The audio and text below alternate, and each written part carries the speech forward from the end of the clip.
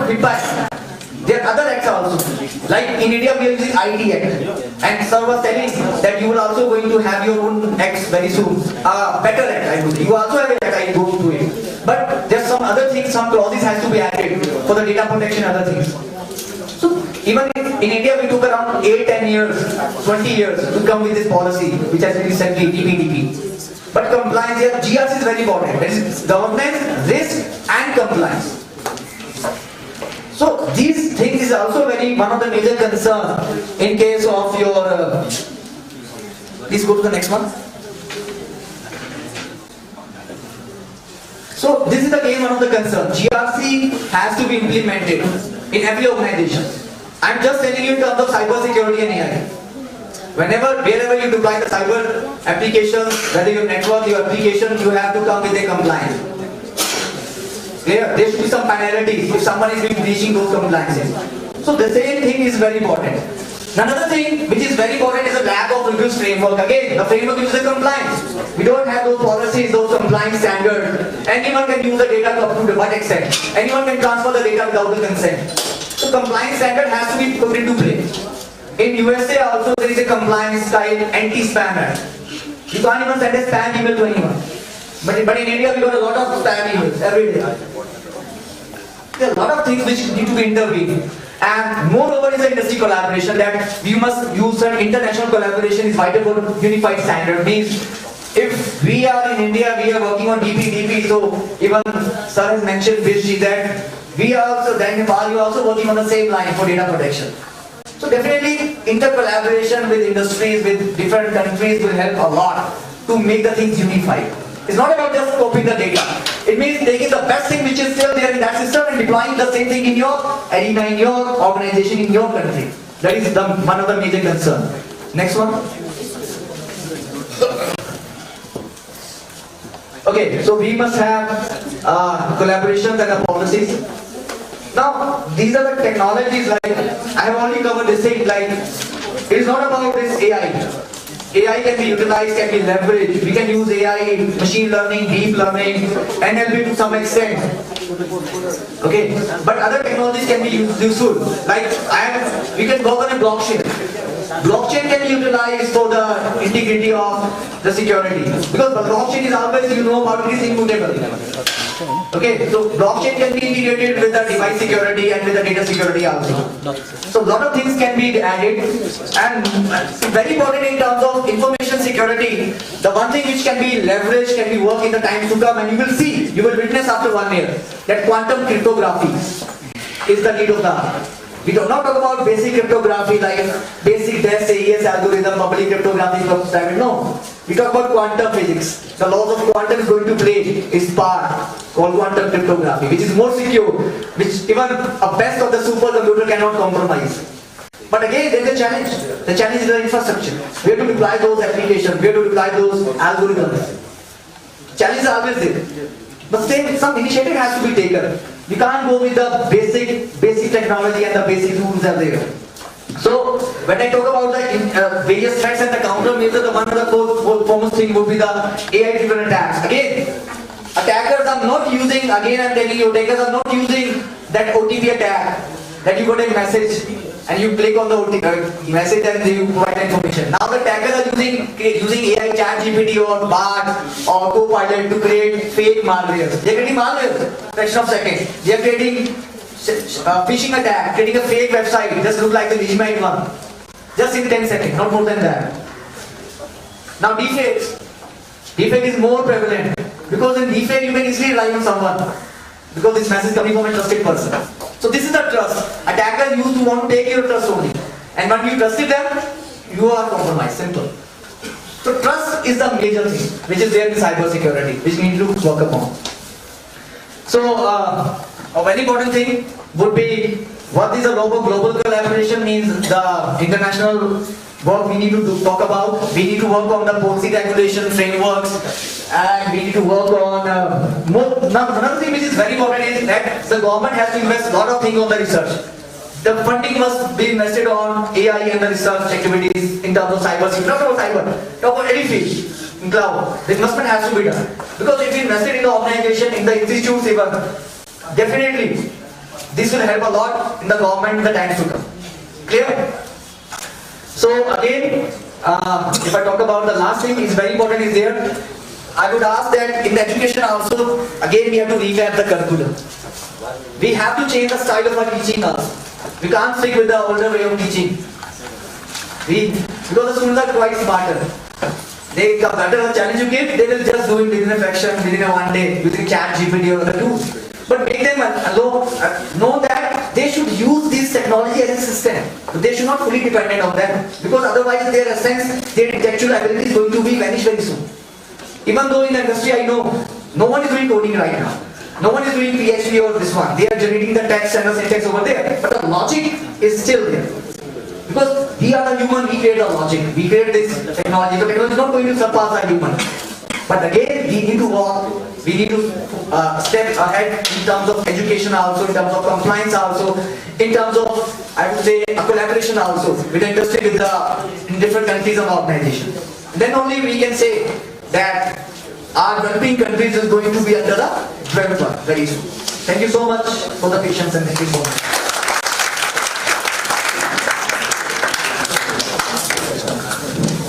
Professor, I think this was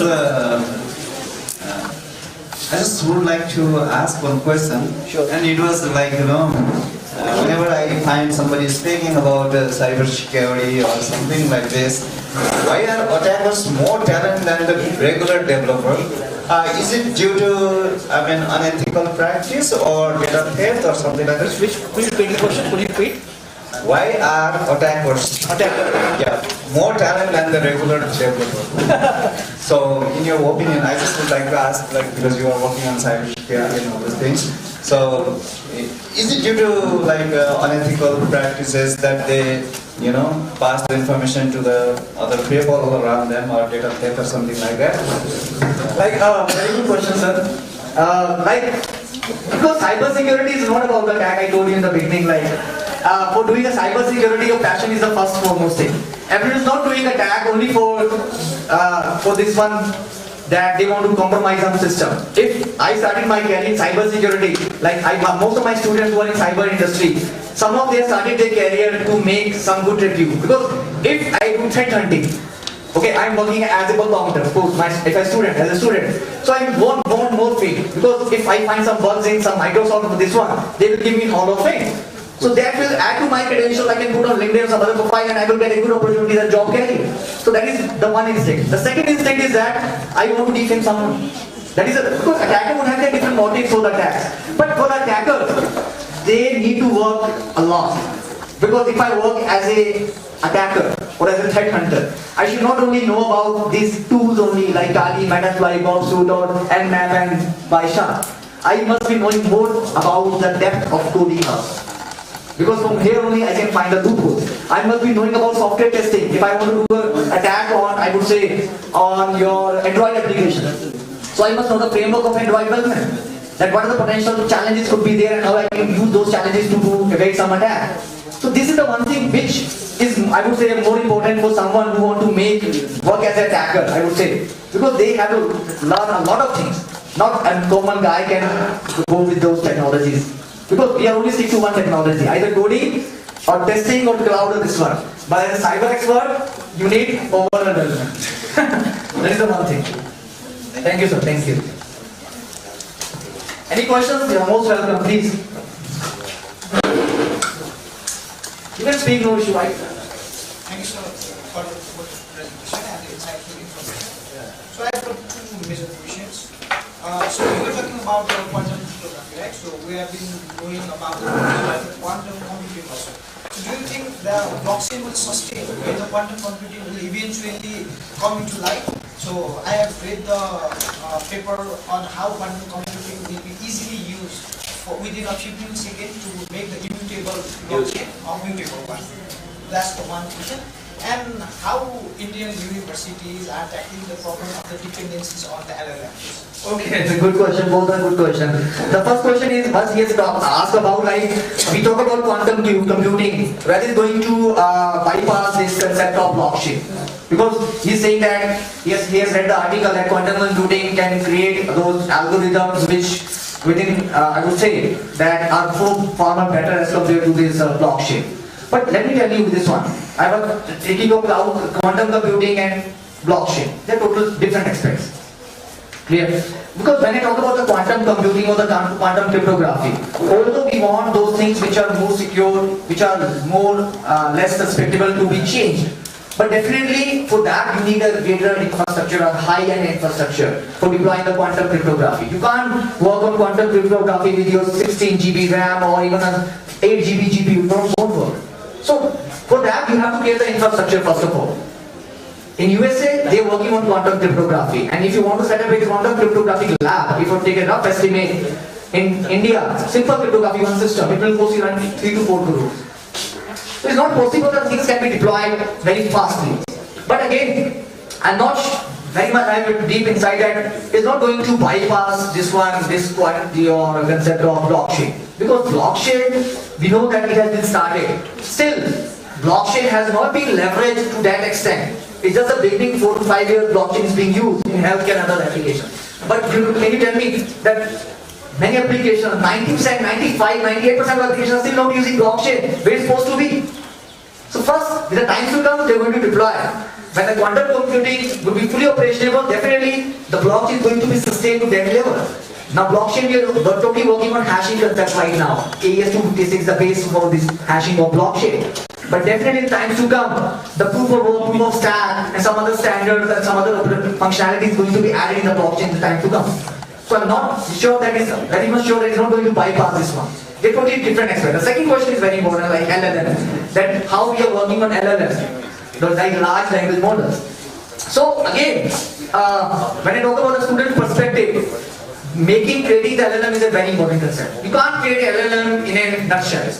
You should know about the RAG, the concept which is the base of the LLM. And you need to deploy those LLM with other technologies. Like nowadays, no one talk about this machine learning or deep learning. They are not going to implement in LLM. They are going to talk about the transfer learning or some other technologies which are with a part of LLM in the time to come. So LLM is still an open platform for everyone. The student must start working. They must start making a simple project on LLM. Okay, a text-based or virtual-based, visual-based, and then they're going to train those algorithms on RAG and other applications of transfer learning. Once they have enough amount of data, then they can thought of working on a larger data set. That's why I talk about SLM. Small language model. Start working on SLM. Because once you're able to make SLM, just deploy on a large level. Then become a SLM. So that is the main thing. Every organization, institute, they will start working on SLM right now. Smart language model. Because they're easy to make, easy to deploy. And then once you have expertise, you can deploy on large language models. Thank you. Yes, sir. I have a simple question. Yes, sir. The skills that we are teaching the students is becoming redundant so quickly. Yes, sir. We teachers are getting redundant so quickly. Every 2 years, new technology comes in that makes the existing skill obsolete. So in that scenario, what is this your professional university doing to prepare the teachers to update themselves every day? Definitely, sir. This is a very important question. Like now, I'm telling you two perspectives, sir. So, sir has asked a very simple question that technology is rapidly changing. Every 1 year, I would say not 2 years. Every 6 months, every 3 months, new technology comes into play. So, if I talk about the student perspective, the student must be knowing about these technologies. If I talk about the industry perspective, when we talk with the industry every day, there's so many industries which are coming. They simply talk about that once the students go for the interview, they talk about, sir, I know machine learning, I know data science, I know full stack, I know this one. But when I ask them, when the industry person is asking, why you talk about data science, what is data normalization? They are none. When I talk about cyber security, when they ask about what is OSI model, they told OSI model in the wrong fashion. This is the irony. You talk about these buzzwords, but the concepts are not. The concepts are everywhere. If the concepts are clear, your basics are clear, you can adapt to new technology, any technology in an easier manner. Like we talk about this when we talk about C or C++, we used to code C++, but if Python comes into play, it's quite easy. Less syntax, no challenge. But again, for a student perspective point of view, they have to go with the technology, but basics should be clear. But what they can do, they can talk with the technology, they must upgrade themselves, they must go with certifications, I would say. Like in LPU, if I talk about, like we are running one course, one program on BTech cybersecurity and blockchain, which is run by industry. We are doing industry intervention. We are running the program by the industry. Means 50% of the courses are being taught by my faculty, remaining 40% is being taught by the industry, with whom we have collaborated. Just like I have collaborated with CompTIA. Some of you might be knowing CompTIA or Wiki or EC Council. They are the global certification agencies worldwide. So we have the leverage with them, and their trainers, they are teaching the students. Because the student also getting the industry experience. Even but better course I can give. But the person who is working in the industry, they can give more realistic examples, more realistic scenarios. So one thing which can be done. The another thing which is very important for the student perspective is the global certification. If I talk about cybersecurity or machine learning or data science. Because these are the things which are required by the industry. And once you have students are global certified, they can work in India, they can work in Europe, they can work in Canada, and even any part of the world. They have the upper edge. When I talk about the faculty side, there's a major thing. Because we are as a faculty have to talk the students. So, like what we are doing in LPU, we are doing the faculty development program. Like recently we have an FTP for 15 days, and that was on machine learning, malware analysis. Like whatever the course we are going to deliver to the students, because the number is not small, the number is large. 2,000 students in cyber security alone. Around 50 students in faculty in cyber security. So we are giving the regular trainings by the industry. So before going to the course delivery, they must be trained. They must be covered those practical exposure. Because in cyber security, practical is more important. Hands-on. What we doing in LPU, we are working on hands-on on some tools like, if I talk about cyber security, we are working on tool like Hack the Box, Fly Hack. These are free software. Anyone, any student who is a part of anywhere, Nepal or India, they can work on those platforms, global platforms, and they can solve the challenges. Like some of the students might be working on hackathons. What the hackathons are doing? You are solving the challenges, industry challenges. Same is the case. You are solving the challenges of cyber security, blockchain, attackers. So this thing is being done. So what the faculties is doing about as a training with the faculty, going the faculty for the certification. Because if they are trained, they are going to clear the certification. As a university, we are waiving their fees. The university is sponsoring their fees of 20,000, 25,000 for the certification. And in this way, they are going to deliver the content to the student. Because if you are certified, you have the leverage. You know, you are global certified, you have given Proctor exam, you have those skill set. It's not easy to clear the Proctor exam because I am CompTIA certified, I am Cisco certified. I know that how much difficult to get it certified. So if you do the same thing in the teaching, everyone is certified, that will put your faculty at the top level. Definitely you have to tap the technology. But again, for the faculty perspective, sir, my basics are same. My network is strong. If my network is very strong, for me, some of the technology will be up my mind also. But again, most of the things are known to me because I can easily understand the packets, the information, the tool also. Tool learning is not a very difficult task. Concept learning is a challenge. The same thing is for me. And as a teacher, we have to be more adaptive. We cannot go only with cyber security. I must be good in machine learning. I must be good in your wireless network. I must be good in image processing also. If I want to work in a multidisciplinary project. So same thing is being required by the faculty. We have to be open-minded. We have to embrace the technology. We must embrace the technology. When the technology is coming, we have to adapt. We cannot do a shift in one day. It's definitely take a time. But learning is a never-ending process. We start working, understanding the things in a smaller way. Do you require the teachers to be trained every 6 months? Not specifically, but some new technology comes into play. Because the basic technologies are okay. Like if I want to do a training on Hadoop or Splunk or some training on like we have integrated one server, NVIDIA graphic. So the teachers are not doing. So we need specialized training. But for basics, no need of training. Now what we are doing in LP, we are not doing a simple programming. We are doing competitive programming. Solution-based programming, challenges, where the students are solving 300 problems every semester. We are not using simple pen and paper tests. We are using auto graders. Auto graders are the softwares which we have asked the company to make for us, or we have taken a third-party help. And what they think, if you write a code, it's going to automatically verify the test cases. You're going to give them marks. If the students using ChatGPT, they can find out how much text has been taken. The students cannot do multiple logins. They cannot, even one person cannot use login from another one, from anywhere. So these are the checks we have added. This is the one thing. Because practice is the most important thing in coding. Without practice, you can't do I'm so sorry. coding. Thank you. I'm so sorry, we are sliding away from our scheduled time, so we'll take other questions later in the panel discussion. Thank you. Attack, defense, reporting, three important things in cybersecurity. Thank you, Professor Dr. Prashar, for an enlightening keynote address. Thank you so much, everyone. Thank you. We all come to know that AI is not just a tool, it is the key to unlocking the next step of human achievement. Now I would like to request Mr. Raju Kattar, Principal of Kantipur City College, to come forward and express our appreciation to our keynote speaker, Professor Dr. Deepak Prashar, with the token of love for his valuable insight and contribution to today's event. His expertise has truly enriched our experience and we are grateful for his presence.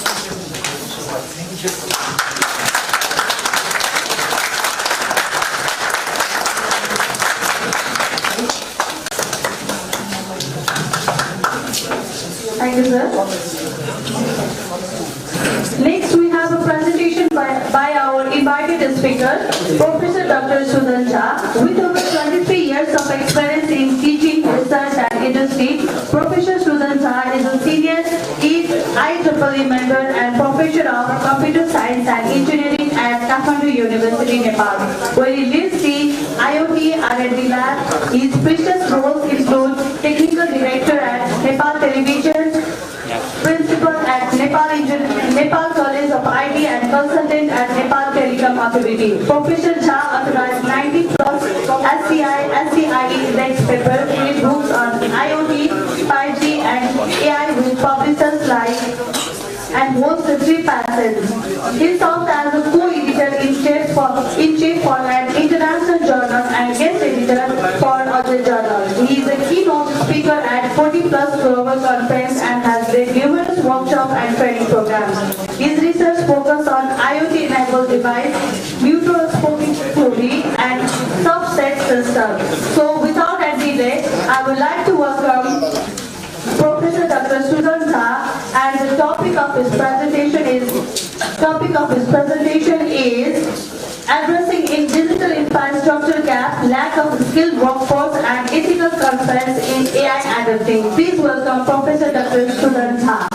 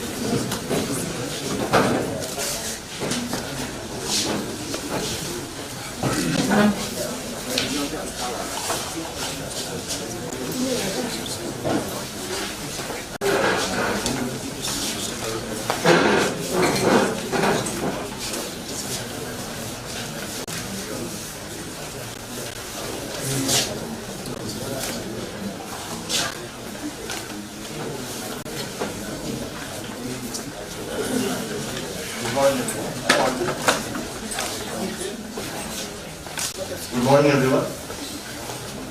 I hope I'm audible. So, thank you, Kantipur City College. Thank you, Raju sir. Thank you, Deepak sir. Thank you, Prakash sir. The entire KCC family for giving me this opportunity to speak something on digital infrastructures and its gap in our country. And I'm honored and privileged to stand here in front of you and speak something on this topic. So basically what I have chosen from last so many series of presentations and talks, I thought I should focus on some of the key issues in our country, basically, in terms of technical gaps and how we can leverage, we can bridge the gap that is coming in the era of artificial intelligence. In continuation with Dr. Farah sir, let me start with that. So we have a huge impact of AI. So I'll come to that particular point later in the slide. The two letters artificial intelligence has transformed our life, no doubt about that. There are lots of advantages, there are lots of cons, there are lots of disadvantages. To start with, there is two interesting stories that I would like to mention over here. How we are moving towards, or we are inclined or getting dependent on these AI tools. So one very good morning, I received an email, a very good email. That was a very precisely written and very beautiful lines were there. Started with respected Professor Dr. Sudan Jha. And I'm very fortunate to have one of the best professors in my entire career. I'm honored, privileged, and this and that. There were a good beautifying paragraph, the very first paragraph mentioned over there. Then in the second paragraph, he started doing background. He was mentioning background, stating that for last 10 days, everywhere the flu is going on, there is a season change and all. In the third paragraph, he came to the point stating that from last 2 or 3 days, I am not feeling well. And in the fourth paragraph, he finally mentioned that tomorrow I will not be able to attend your class, so kindly can be the leave. It's a day-to-day work. Like I'm consulting with him, he's meeting me, he's attending my classes regularly. So I think one line that because of my health issues, I will not be, because I'm very strict to the attendance. That's what he was supposed to mail me. So it would have better if you could have simply mentioned one line stating that due to health issues I will not be able to attend your class tomorrow, instead of beautifying the entire thing and all. And the more interesting thing was, the very next day when I personally met him, the way he used to speak and the way he has written in the mail was completely different. It's kind of black and white. So what I mean to say is, we are getting dependent on the AI tools. So that is one of the gap which is emerging. Likewise, in the second scenario is a project manager was giving expert talk to our undergrad students in one of the session, and he gave a very beautiful talk. It was very interesting, and then finally at the end he asked the students that, okay, let me ask you one question. After 7th or 8th semester, I put you in the interns. I'll give you 6 months training, rigorous training, and then after 6 months you come into the, I'll put you in the right job. But why should I do that in the present context? Because if I take 6 or 7 AI tools and ask them to generate the codes, they can generate the codes within 2 or 3 minutes. And what I will do as a project manager, what I will do is, I will integrate all those codes and finally build up my project. In a very layman term of explaining, because so there was no question, there is no answer from the students. These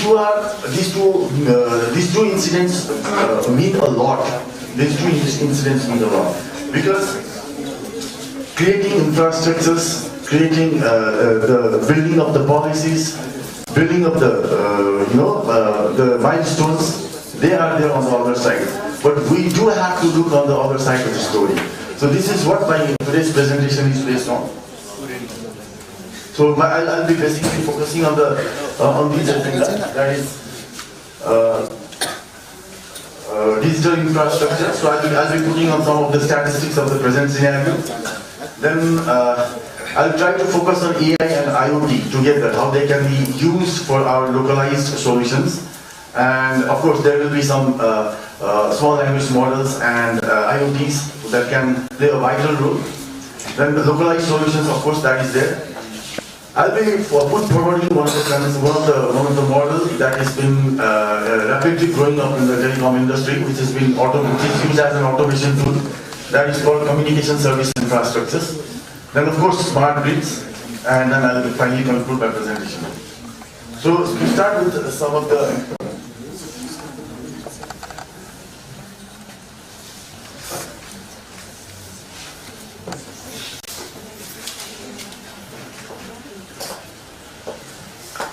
What is digital infrastructures?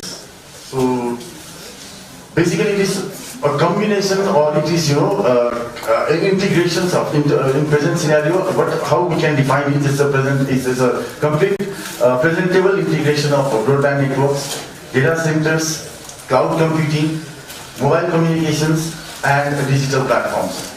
All of these have a significant role. If we consider about present scenario in our country, the internet penetration is it's remarkable. It's a 125%. So that means that out of 100, 25% more accessibility to the data is there. Internet accessibility is there. They have options rather. On the rural connectivity, if we talk about the rural connectivity, of course, high-speed internet has been a key issue in the government policy, but we still lack there, and the rural connectivity is a bit poor. There are so many factors for that: frequent power cuts, then maybe other things which you all know. There is nothing to elaborate more on that. Mobile infrastructure is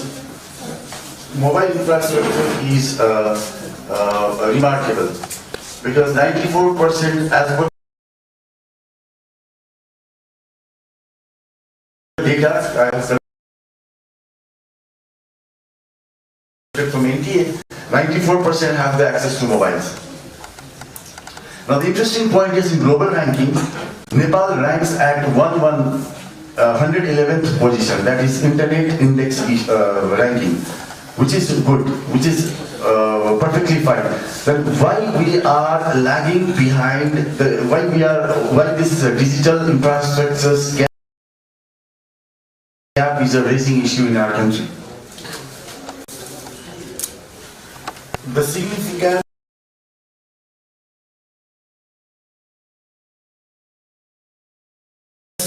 of digital infrastructures, so of course economic growth is there, job creations are there, e-governance, education, healthcare.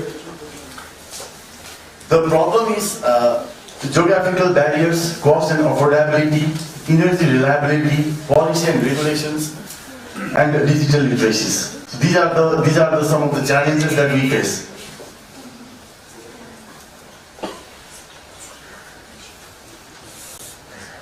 What we need to take the reference is the BharatNet project that I have taken it from that report itself.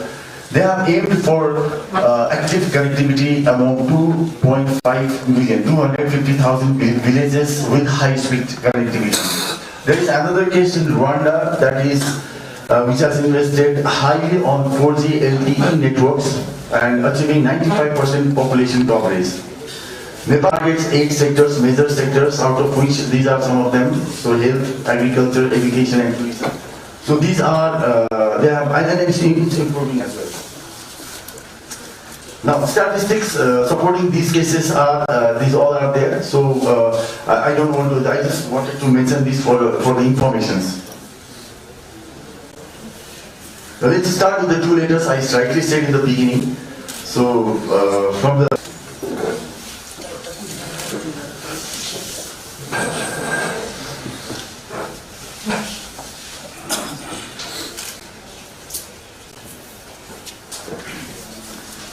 Now coming to AI industry, in the present scenario of AI industry in Nepal, only 3 to 5% of them are using, there is a business related with AI, or AI companies are there.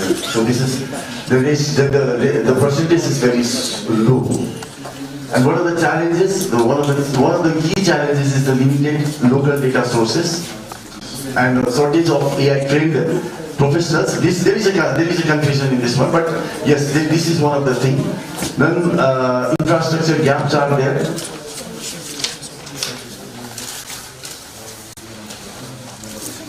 let's have a look on this one. So, actual scenario for revenue generation in different. The left one is your pie chart, and the right one is bar chart, and the other one is pie chart. So this bar chart shows that what is the revenue generation at the level of national GDP in this 4 area. So if you see at the agriculture, it's very high.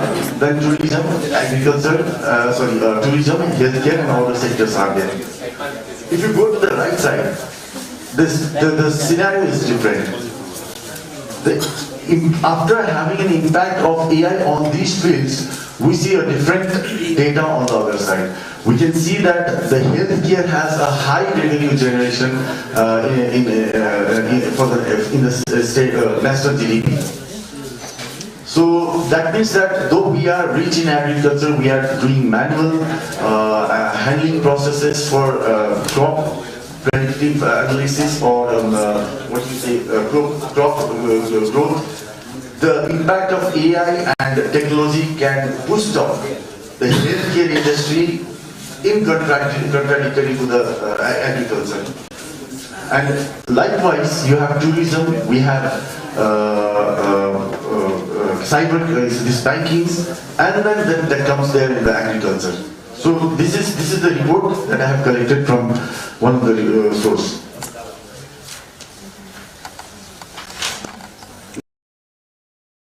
Now, these were the statistical data that I would like to make a preface before my presentation. We are, as I stated in the beginning, AI, and we talk a lot about a large language model. ChatGPT trains more than 1.3 trillions as per the latest record. So they have everything. They can train and test, and they can give you any kind of optimal solutions. If not now, after some moments, it will definitely come closer to your expectations. But there are something that we can do on small language models. So what is large language models, or what are these language models? You take the data, you process them, you apply your architectural model, you fine-tune them, and choose the right model, and then start training them. This is the fundamental approach of any language models. What is the difference between the large language models and the small language models is we use certain bounded data or some small set of data sets where we start doing modeling. That's what is SLM.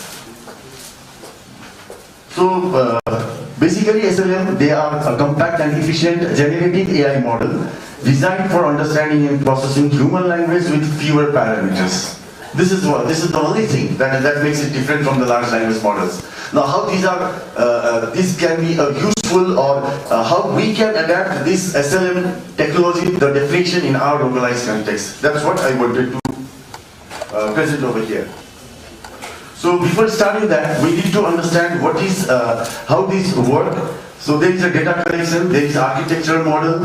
So the process begins with gathering relevant information and data from various sources. This data is essential for training the model as it forms the foundation of the language model.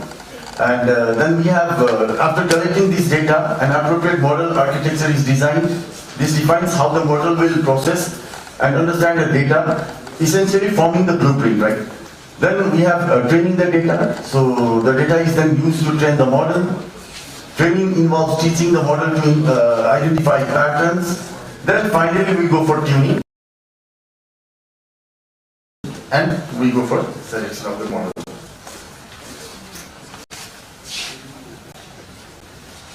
We have our PCs and laptops in our home.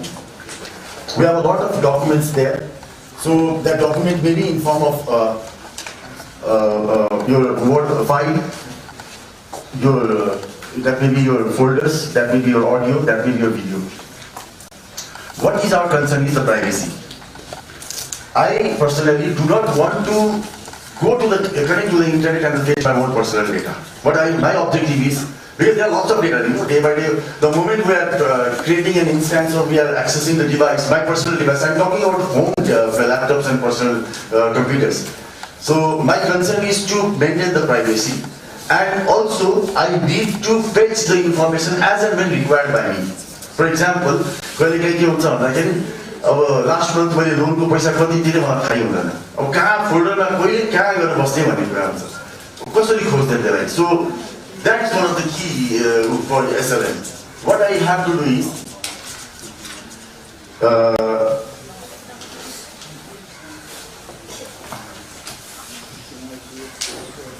offline personalizations, which can be this can be a very best example of small language models. मलाई मेरो device मसँग छ. There are lots of files, folders, every different types of contents are there in my device.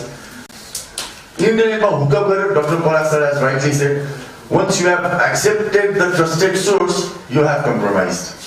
Once you internetमा connect पनि गर्न डर लागिरहेको छ, and I also need the informations to be retrieved at the earliest. So what I do is, despite of, so I will go for from here the small language model starts, So what it does is, it is a kind of model that I have instantiated on my laptops or personal computers, and without internet, this can access. Depending upon my prompt, it can give the solutions as desired by my requirement. Now this is where SLM exists. This is called SLM. This is where it is being used for our context. This can be a very beneficial for our context. Now what are the advantages over here? So it is going to give it is maintaining the privacy, number one. Second one is your personalized, personalization is being maintained. Let's move to a bit broader onto this one. So, SLM with IoT environment. What is IoT? Internet of Things. The full form of IoT is Internet of Things. The more broader definition is two or more than two devices that can exchange the data with Internet as a backbone. That is the fundamental principle definition of IoT. Now let's think about our surrounding.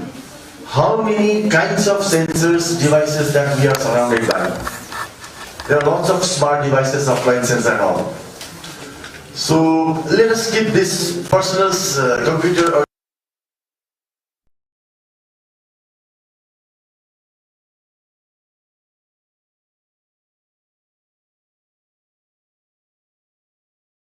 what is that? There's a smart air condition, then so refrigerators are there. You have LCDs, digital. You have fans, digital. You have lots of CCTV, yeah. So lots of smart appliances are there. The focal point is your the laptop or the personal computers that you have installed.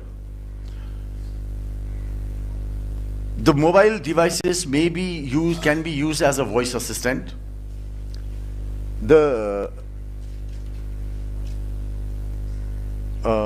air conditioners that can be used as a kind of, that is a smart air conditions, which knows that when it is evening, it has to be set up at the temperature of 21 degrees or 22 degrees, or maybe in the night time it may be reduced to increased to 32 or 30 degrees and so on. It evaluates, it analyzes and evaluates, right? Refrigerators, so as per your comfort, as per your requirement, it automatically switches on the temperatures. Televisions, what kind of show you would like to have in that particular session or time. Then fan, the speed of the fan. Now, beforehand, there was a small language models. Here, there are some IoT devices that are been shown in the slide. Now, what actually happening is these devices are generating the data. These are generating the data. The central server or the central hub is storing all those data. The node is storing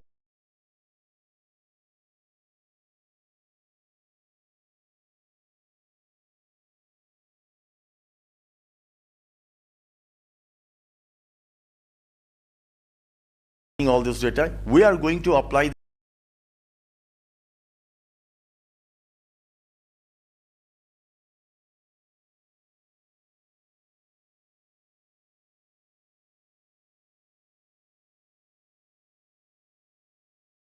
SLM, and we get our personalizations at the most. So this is a typical example of SLM plus IoT. So we have our IoT devices and we have our SLM. IoT devices, they generate the voluminous data. SLM, they helps us in giving our optimal solutions. Now, this can be a very good example for, this can be a very good example to create problems, to find out the problems and solutions in our local context. So they are all connected with each other, I mean with the central hub. And finally, you have a Palm device or anything that can be. So that will be helpful for controlling entire things. So you enter the prompt and you are going to have the solution.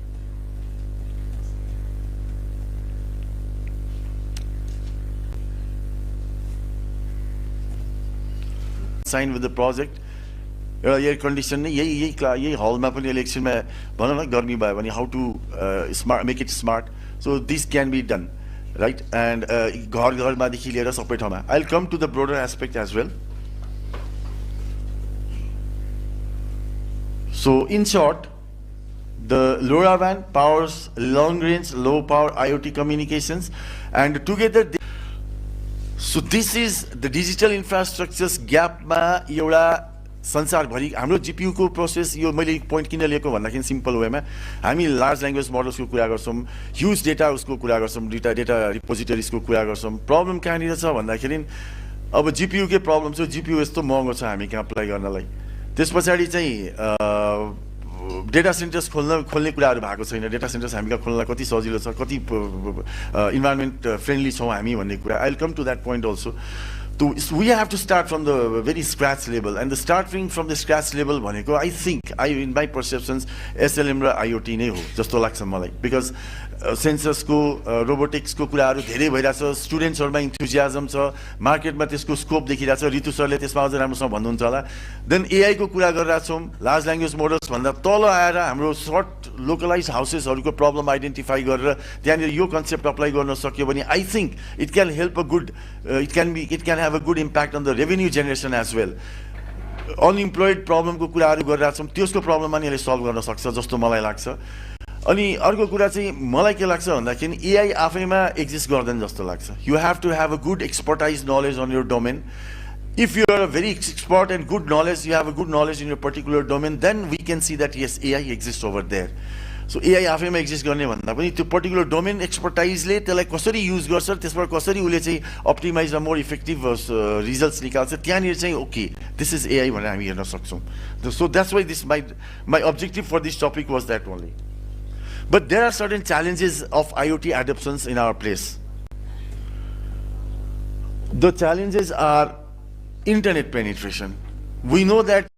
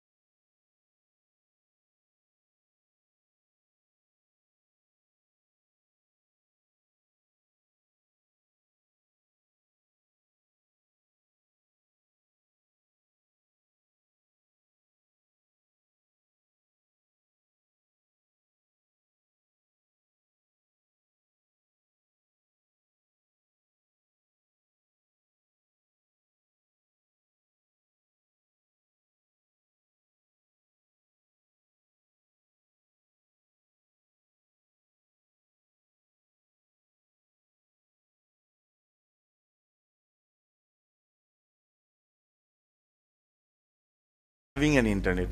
If I'm wrong, Ritu sir. So that means that buffer internet ko काम यसले गर्छ.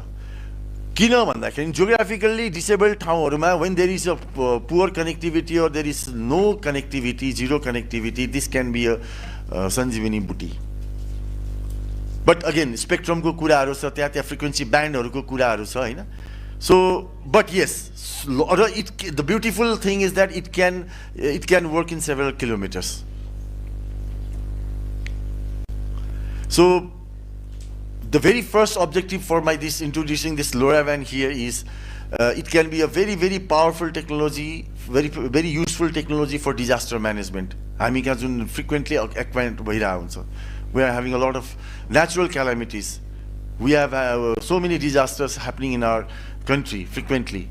So this can be a very powerful tool to keep the people connected in the offline mode also. We have agriculture. अब agriculture को कुरा गर्दाखेरि नि एउटा सानो problem के छ भन्दाखेरि many people are moving towards cities. Number one. Lots of lands are remained unutilized. अस्ति दशैंमा जाँदाखेरि पनि गाउँ नै खाली भएको देखि. Old age बाहेक र अलिकति बच्चा त्यो भ्याकेसन छोड्न आउने. People are not interested there. अब त्यो एउटा मेरो गाउँमा नभए पनि that may be a large scale मा त्यो चाहिँ true हो जस्तो मलाई लाग्छ. अर्को कुरा त्यहाँनिर यदि हाम्रोमा त्यो ह्युमन के लेबर कस्ट युज गर्ने हो भने we have the cheapest human labor cost, one of the cheapest human labor costs in the world.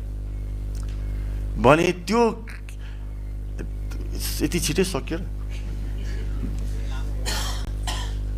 अनि त्यो ह्युमन लेबर कस्ट पनि त्यहाँ चिप नि हुने अनि ल्यान्ड पनि अनयुटिलाइज भएको ठाउँमा why not to use for these IoT devices, these drones and apply to those unutilized lands.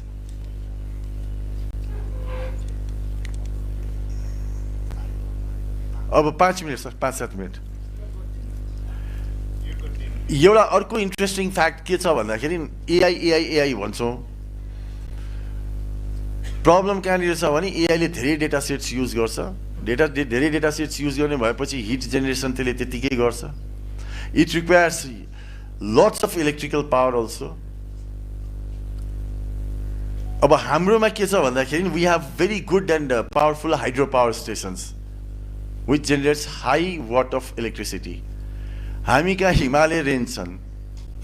So why not to go for small localized data centers, AI based data centers. AI based data centers खोलेपछि त्यो गर्नु भनेको hit रिजोल्युसन्स problem coolant छ हामी कहाँ Himalayan. Hydropower छ electricity जेनेरेसनको problem त्यसले solve गर्यो. We can go for that probable solutions and that can help in bridging the gap related with digital infrastructures. Because your reference कहाँबाट लिएको भन्दाखेरि Norway is generating $1 billion per year from data centers only.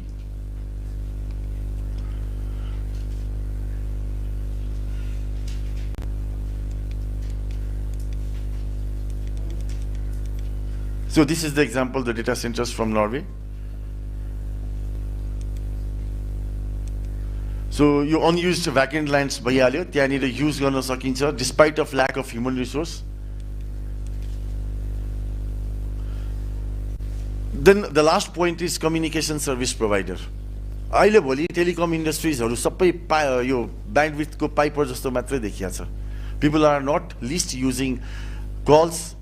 They are less bothered with SMSs until and unless it is required. Otherwise, these telecom industries are basically के भन्छ भन्दाखेरि fat beat pipe मात्रै खालको छ. So they are availing the data only. Now there is no segregation in the data. This has been referred from the proposed model for CSPs, automated model. So यहाँनिर चाहिँ के भनिएको छ भन्दाखेरि when you are availing the data, you need to check, you need to take the permission, you need to know as a CSP provider, telecom provider, that for what purposes you are going to use the data. हामी के हेर्नु न कति उनीहरूले चाहिँ income गरिरहेछन्. There are lots of incomes going on. एउटा policy तिनीहरूको कन्टेन्ट सोशल मिडिया कन्टेन्टलाई कन्ट्रोल गर्नु पनि हुन्छ.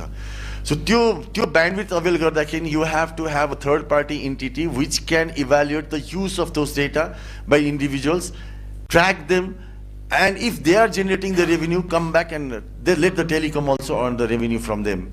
So this is a model that has been introduced that is called communication service providers, a part of telecom service providers. And from here, you can see that the results are there. The results show that fat B pipe bada revenue generation ma jaँदाखेरि it's growing.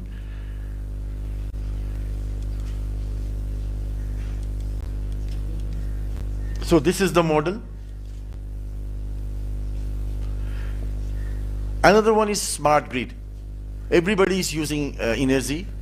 What is our concern is if someone is simple language में यसरी भनौं अब electricity घरमा use गरिराख्नुमा चाहिँ electricity मैले चाहिने भन्दा सरकारले तोकेको 50 युनिट छ त्यो भन्दा कम मैले इलेक्ट्रिसिटी युज गर्नु पर्यो मैले गरे पनि मलाई फाइदा के त एक त त्यो 50 युनिटको ठाउँमा मैले 25 युनिट मात्र युज गरे भने बाकी 25 युनिट मेरो बचत त भयो मैले एउटा क्रेडिबिलिटी स्कोर पाउनु पर्ने होला नि त that I am a good citizen end मेरो जुन surplus cumulatively it can be utilized in somewhere else.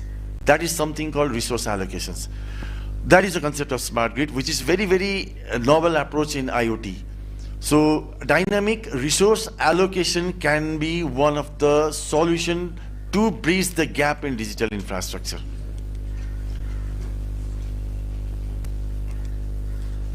And the last one, this is last one. So we have we have last one. अब अलिकति quack प्रोसेसर्सहरु त एउटा सेन्सर्सबाट चाहिँ data Leo, try to compare it with the other one, correlation निकाल्यो, mathematical modeling गर्यो, अनि त्यसपछि त्यसलाई tune end test गर्दै गर्दै लास्टमा गएर रिजल्ट निकालेन भने there is a problem. This is a novel processors they have induced, which 5x1 भन्छु म त यसलाई. So 5 वटा सेन्सर्सलाई एउटैमा राखेर प्रोसेस गरेर चाहिँ रिजल्ट्स निकाल्ने भन्ने हो. So यो सबै कुराहरुको मेरो मेन अब्जेक्टिभ के थियो भन्दाखेरि digital infrastructure. What is digital infrastructures? क्लाउडमा पनि छ त्यो ब्रोडब्यान्ड कनेक्टिभिटीमा पनि छ, त्यो पेनिट्रेशन्समा छ, एभ्रीवेयर डिजिटल इन्फ्रास्ट्रक्चर काउन्ट्स. सो हाम्रो कन्टेक्स्टमा मैले 3-4 वटा पोइन्ट्सहरु देखे which I think has a novel, they are the novel cause and they have a huge scope in our surroundings, and they can definitely boost up the digital infrastructure gap. So by saying this, I would like to conclude my short talk, and thank you all for listening patiently to me. Thank you so much.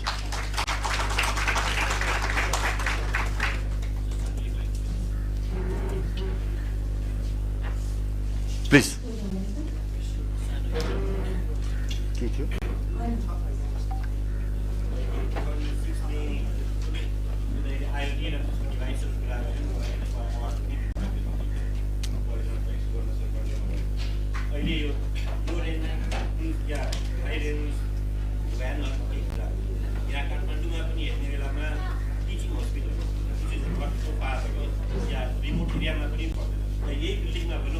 एरियामा चाहिँ internet दिन्छ, mobile फोन्सहरु दिन्छ, र ground फ्लोरमा चाहिँ हिँडिरहेको यो problem पनि हामीले केही improve गर्न सकिन्छ कि?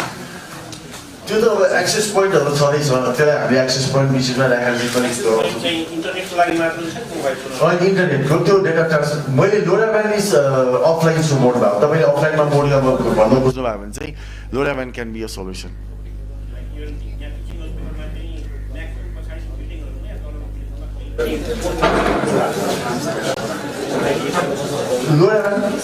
त्यही भएर मैले भनेको हामी कहाँ जस्तो पहाडको टुप्पामा त्यही तलको मुनि बस्ने कहिले लाग्दैन.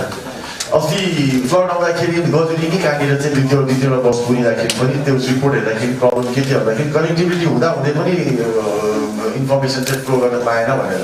त्यस्तो ठाउँमा चाहिँ this can be a buffer इन्टरनेटको कामले गर्न सक्छ. यसले त्यो सर्ट रेन्जमा मात्रै किलोमिटर्समा पनि यसले गर्छ क्या त्यहाँ. सो तपाईले भन्नु भएको त्यो जुन छ नि त्यो सानो टिचिङ हस्पिटलको सानो पेनिट्रेटिङ भयो. It can work in several kilometers. Oh, any infrared just a blockade again. It's not without. It can work for without barriers. Barriers we never can work. Thank you.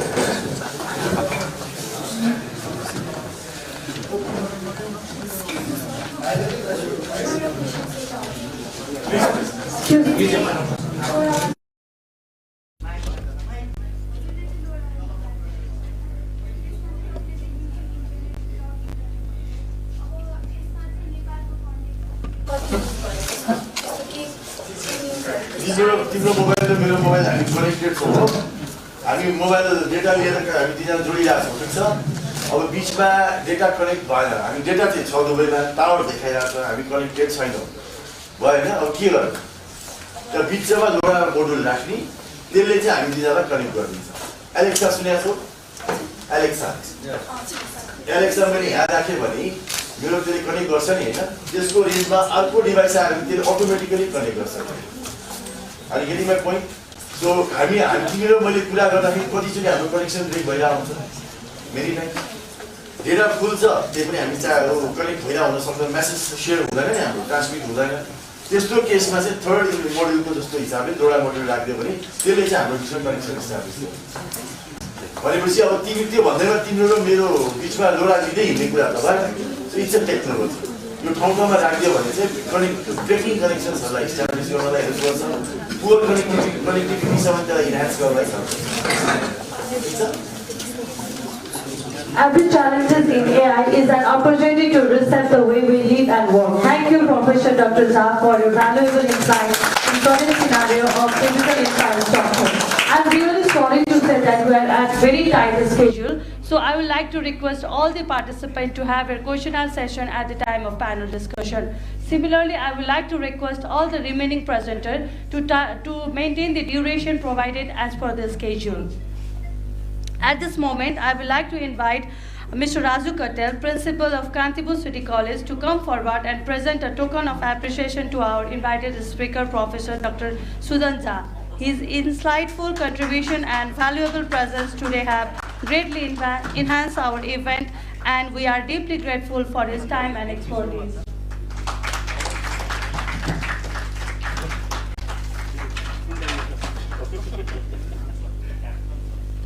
Thank you so much, sir. Now we have our presentation by our next invited speaker, Professor Dr. Rituraj Lamchal. He is an accomplished academic and professional with extensive international experience. He earned his Bachelor of Engineering in Electronics and Communication from the Institute of Engineering India in 1999 and a Master of Technology in VLSI Design from Bharat University, Chennai, India, where he graduated as a top rank holder in 2006. Dr. Lamchal pursued his PhD in telecommunication engineering at the University of Malaga, Spain, focusing on IoT-based agricultural innovations, and received an outstanding thesis honor. Professionally, Dr. Lamchal served as an associate professor at VSB Engineering College, Anna University, India from 2007 to 2010, and at BIT Institute of Technology, JNTU, India from 2010 to 2013. He has also participated in and presented at numerous international conferences across India and Spain, contributing significantly to the field of IoT, agriculture, and telecommunication. Please welcome Professor Dr. Rituraj Lamchal. The topic is addressing AI and IoT integration in engineering, use cases, challenges, and opportunity in Nepal. Please welcome him. Thank you.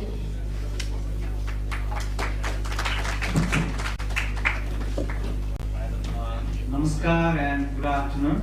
We are slightly delayed, so I will try to shorten my presentation. And first of all, I would like to thank the organizing committee members and Kantipur City College for giving this wonderful opportunity to connect up with you all. So, is my presentation ready? So today I'm going to deliver the content based on the integration of AI and IoT, its use cases, its challenges in the context of Nepal. As we all know, the integration of AI and IoT has transformed the world industry, and Nepal is also not an exceptional in that case. This digital twin or dynamics combination of AI and IoT would definitely boost the engineering and help the country like Nepal in different use cases that I'm going to present today. So the context, first we'll talk about how the global advancement has come to this point and beyond. So then industrial revolution, a slightly background of industrial revolution, AI and IoT, and different use case scenario, and then challenges and opportunities with some examples. Okay. So this would be a wonderful opportunity for the students. I'm not focusing on the professionals, rather focusing on the students, so that they can think about what sort of projects they can develop and what sort of solutions they can present in their work and for future career as well. So if you look at this development life cycle, global innovation cycle, unless there is an industry which is driven by the technology, innovations or discovery, nothing will happen. So we are talking about AI, IoT, robotics, a lot of emerging technology. But where are they used? Who have developed them? For what purpose it has been developed? So to understand that, we must have to go through the Industrial Revolution, and many of you are aware of this Industrial Revolution, and we are in the fourth Industrial Revolution where IoT, AI plays a very, very vital role in developing this kind of technologies. Okay? So what is basically AI and IoT? So IoT, massive data is being generated these days by a lot of devices. So we talk about data, and who are the responsible things, or who, generates this data is a sensor. A sensor, or even there can be a manual data also as well, but we're talking about sensor these days. So sensors generates a massive data in almost every field. So this massive data, if we are able to analyze it, if we are able to structure it, if we are able to do some sort of classification on it, we get a remarkable insight on this. So this is all about AI. So what AI does is, it just gives us the insight, it makes us to understand, or it makes us to give a real-time decision, timely decision, as well as predictive analysis on the things that we observe. So why AI IoT in the context of Nepal? So we have some challenges. To address some challenges like rapid urbanization and unmanaged cities. Our cities are so unmanaged, even if you look at the Kathmandu and other cities, it's really unmanaged. So to address some challenges in urbanization as well as unmanaged cities, and our infrastructure is very weak infrastructure. We don't have engineers 10 years back. The engineers are the techdarks, They just say we have to put these pillars, this beam, these things, and the house is building is constructed, right? So we have very weak infrastructure. We have poor health care. We have remote terrains, diverse geoclimatic conditions, and resource constraints. So these are the basic, challenges we have to address in future. And I'm not going to talk much about IoT and AI because we have heard from the presenters already. So let me say how IoT generates and how the data is managed. This is one of the simple IoT-based station that I have in my home, which generates the temperature and humidity in regular interval, and that data is managed. That data is managed using a server, cloud server. Okay. So the use case. First thing is, let us go through the urban development and smart cities. There are news now in Lalitpur metropolitan municipality has implemented some smart light, and we are happy about that. We are so happy about that to see our, listen the news about there is a smart light now based on the traffic, based on the peak times. The light will, total the traffic. So we are happy on the small things, but I am very sure if our politician or our strategic development partners or our concerned authorities, local authorities, really think about how to develop, it's not a big deal because AI is a software. IoT is very, very cheap. The hardware is so cheap. Only your brain is more, you have to pay for your brain. I'm developing a lot of IoT products myself. And you get it very cheap. Your, of a microprocessor or a microcontroller, which cost you just 3,000 rupees, can do a, enormous huge task that you won't even believe what it can do. So we are not putting a lot of effort in hardware or software and all these things. It's all about thinking your idea, generating your idea and all these things. So we can do some sort of, smart traffic management, smart waste management, and case studies like in Kathmandu, we can do some pilot AI-based traffic like key intersections, and municipalities can adopt smart bins so that they can segregate and they can, timely inform the municipality transportations to pick up all those kind of things. So similarly, natural and renewable energy. In the case of natural and renewable energy, we have a good hydro dams and all these things, hydropowers. And the problem again here is we say we have a hydropowers and all these things. So what about when we run out of water? Like now, we are buying, megawatts of electricity from India. But so we have to go for some other kind of solar or even hybrid natural resources, wind power and all those things. So for those things, the IoT and AI can play a huge significant role, like predictive maintenance, smart monitoring, energy optimization, and so on and so on. Okay, so this could be a good project or good initiation for all the stakeholders to look forward.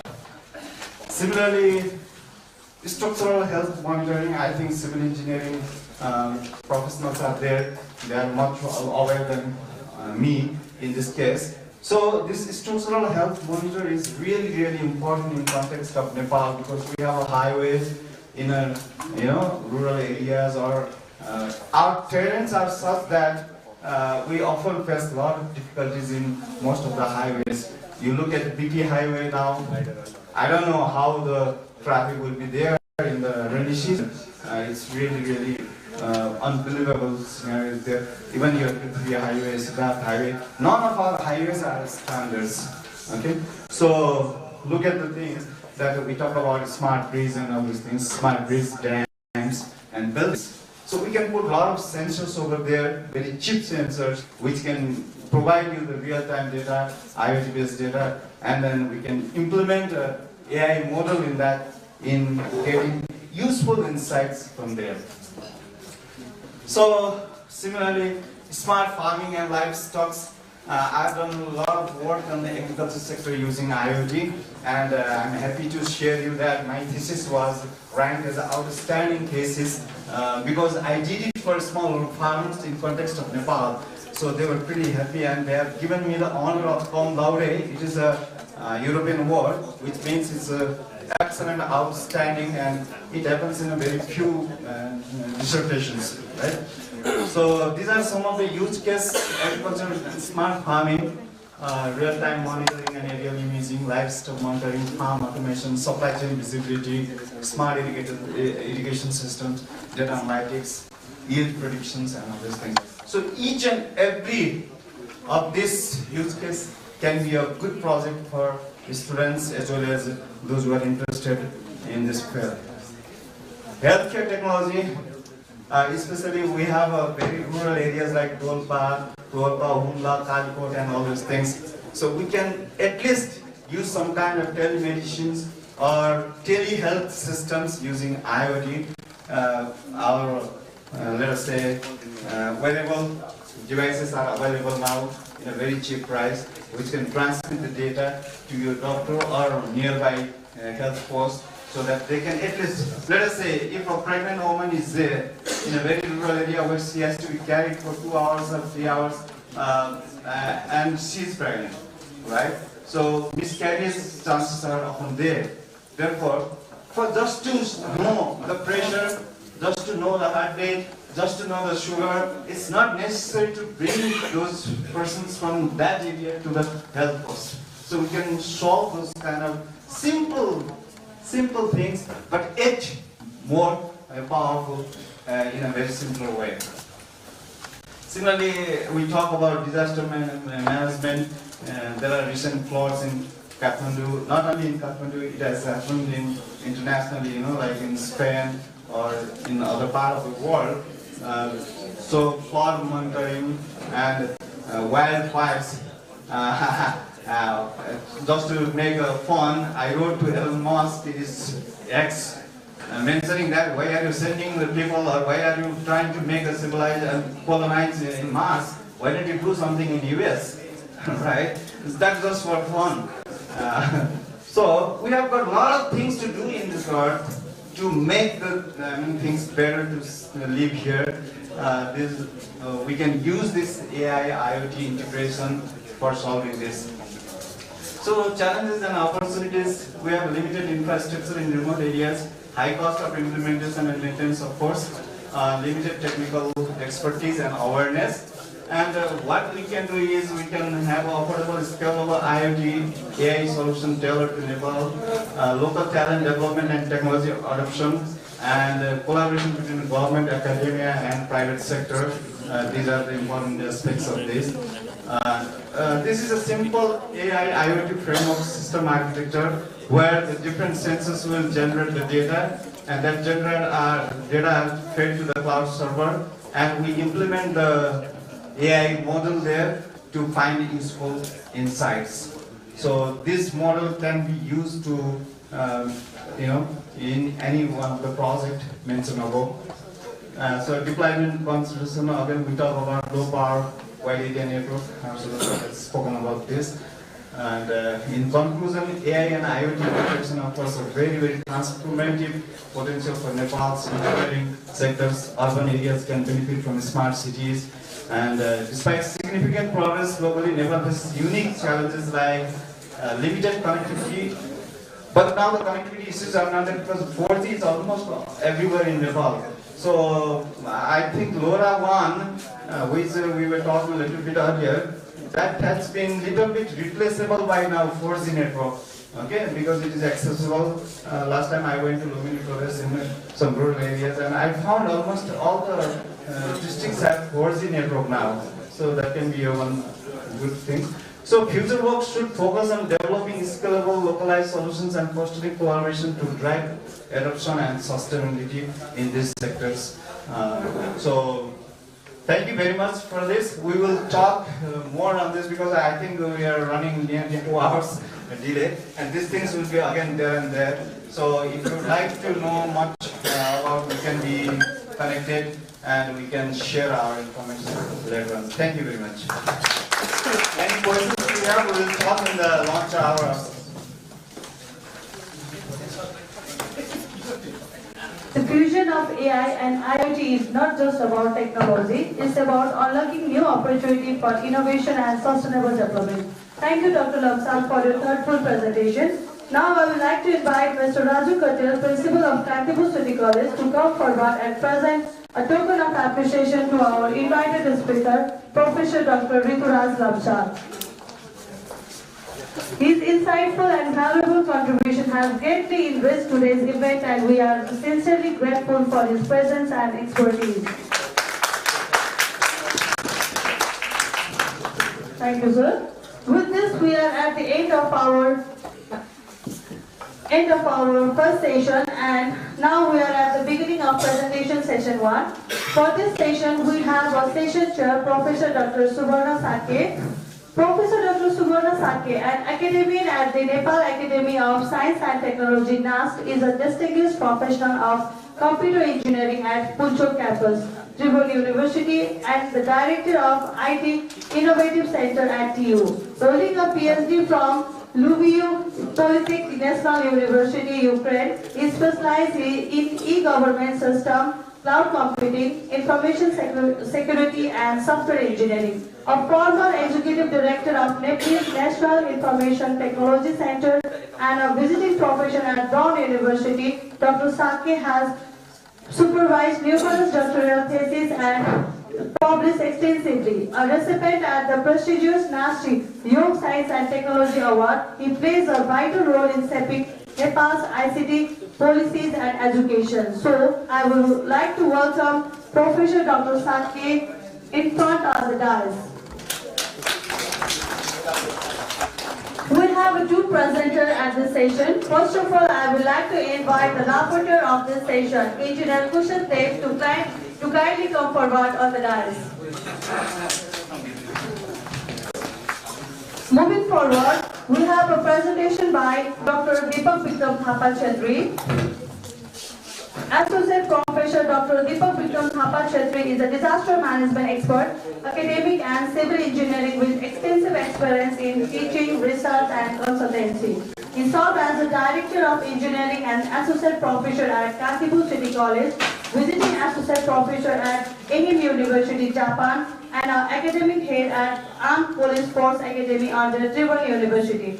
With a PhD in engineering from Ehime University, Japan, he is specialized in disaster mitigation and environmental studies. Dr. Chetri has contributed to international collaboration, workshops, and projects with organizations like UNDP, USAID, Nepal Army, and Nepal Armed Police Force, advancing sustainable development and disaster resilience in Nepal and beyond. So I would like to welcome Dr. Deepak Vikram Thapa Chetri for his presentation. Thank you. Thank you very much.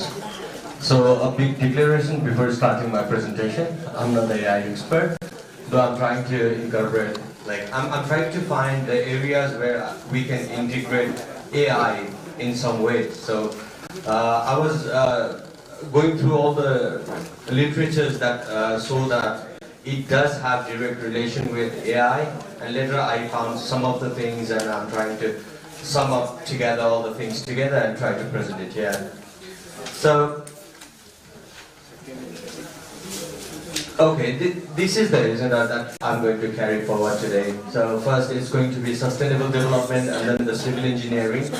So my base is civil engineering, and then disaster management and challenges that we might face later when we start doing things related to AI. So these are the presentation overview that we are going to do. Okay, this is Jacques Desas, professor from Columbia University. So he is one of the person who found this sustainable development goals. So he's the one who is preaching the sustainable development all over. So I met him in 2019.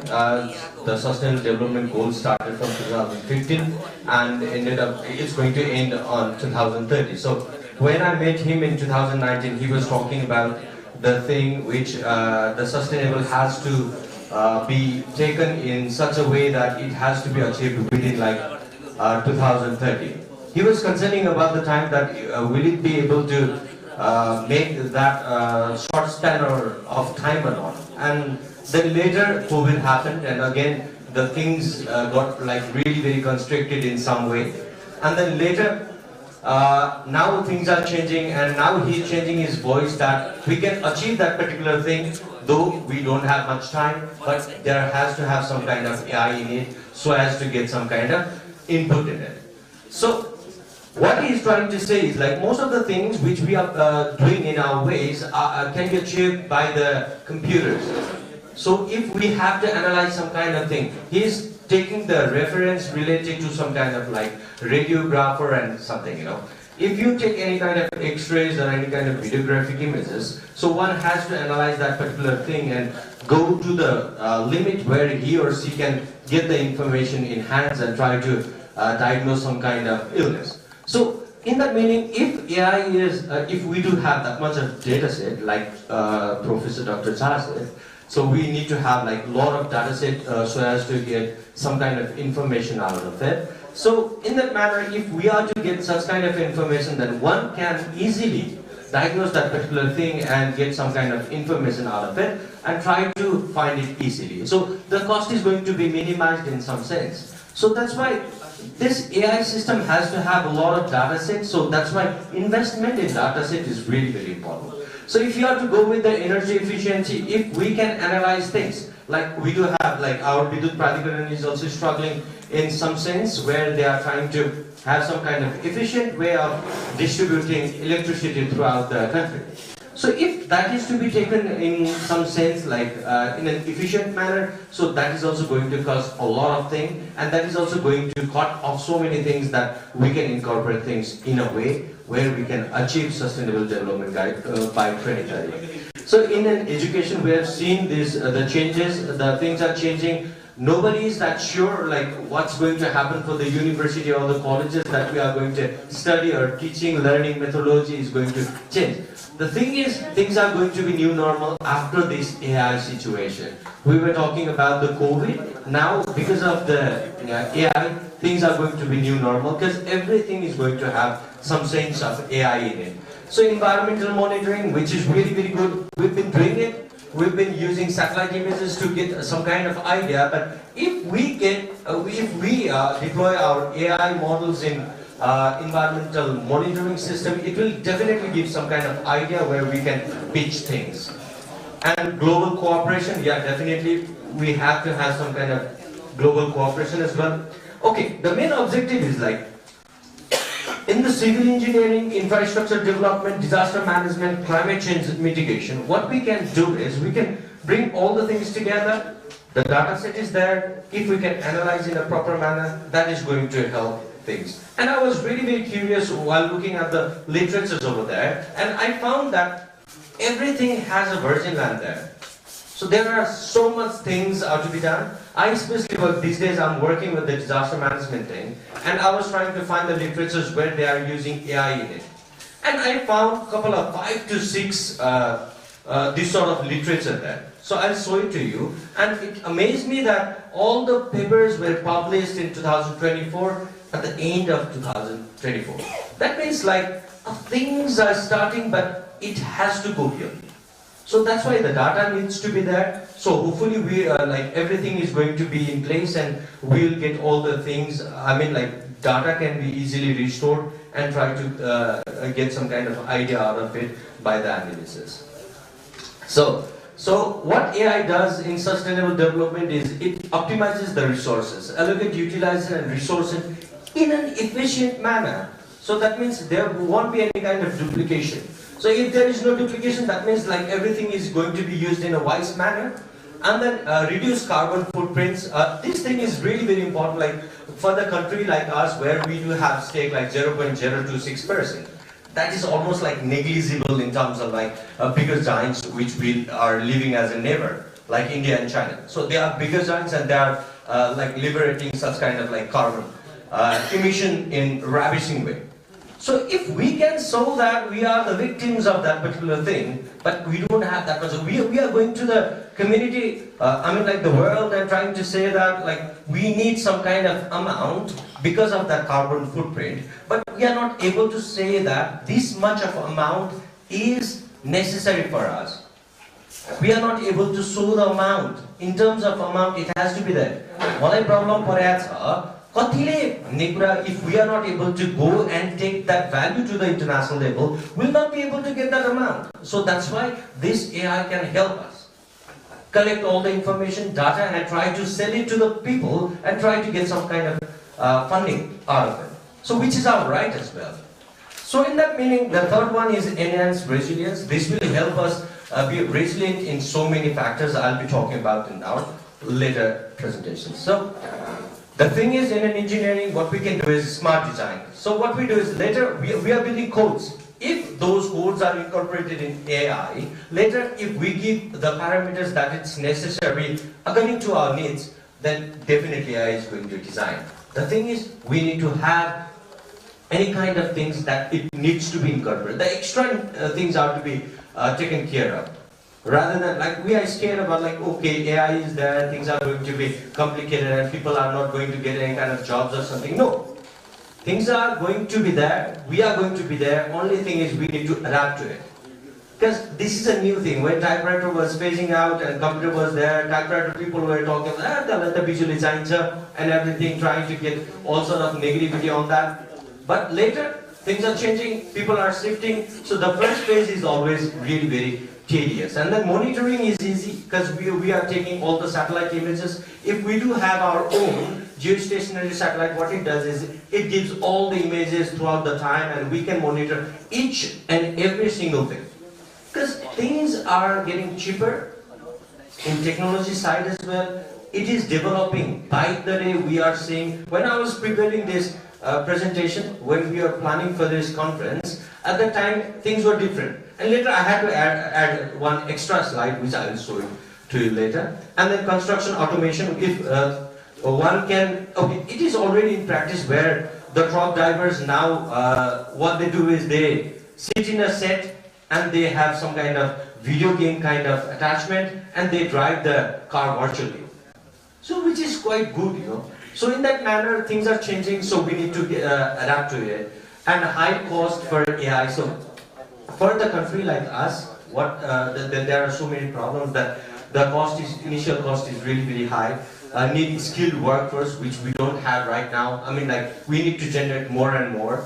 So this education system will have, like, it takes a lot of time, around 4 to 5 years, 6 years or something. Now, things are changing. A simple training, which is very specific to the point, might work. So this education system has to be overviewed in some sense, I guess. So regulatory and ethical consideration, which our previous speakers were also talking about, and data security and quality controls. The sensors that it's coming out as a like project, and we are taking it to the commercial level, and that might not give the accurate results. They do have like 80 to 90% of accuracy. But if that 20% false line might give some kind of, might lead to some false decision while making such kind of decisions, you know. So Nepal has a vulnerability in various ways: flood, earthquake, multi-hazard, and climate change. So this thing has to be, like Professor Zhao was talking about, this disaster, AI in disaster, where we can get all the things, where we can predict things if we do have abundant, like all of the data in it. And if we do have sensors related to it, hopefully we can develop such kind of sensors as well. And in emergency response, at the time of emergency response also, we can calculate our ways. So recently, if you go and see the patterns of earthquake, you can see the earthquake. Mostly recently we've been like feeling in Kathmandu as well, but in the western side of Nepal also, we are facing a lot of tremors there. So if we can analyze, and if we do have the actual data and the number of stations are there, so it might give some other information which exactly we don't know. If you go through your cell phone, let's try this one. So if you go to the settings now, if it's Android, I don't know about the Apple or something. If you go to the settings and there is a point called emergency and, let me check it. Safety and emergency. If you go to it, so what you can do is you can get the information out of it. When Jajapur earthquake happened, I knew that earthquake is going to happen 5 seconds before that one. Because this gave the information 5 seconds before it happened. So how is that? Because our devices, our individual devices are also collecting the data, and it is being incorporated and analyzed, and later it is thrown up to us as a result.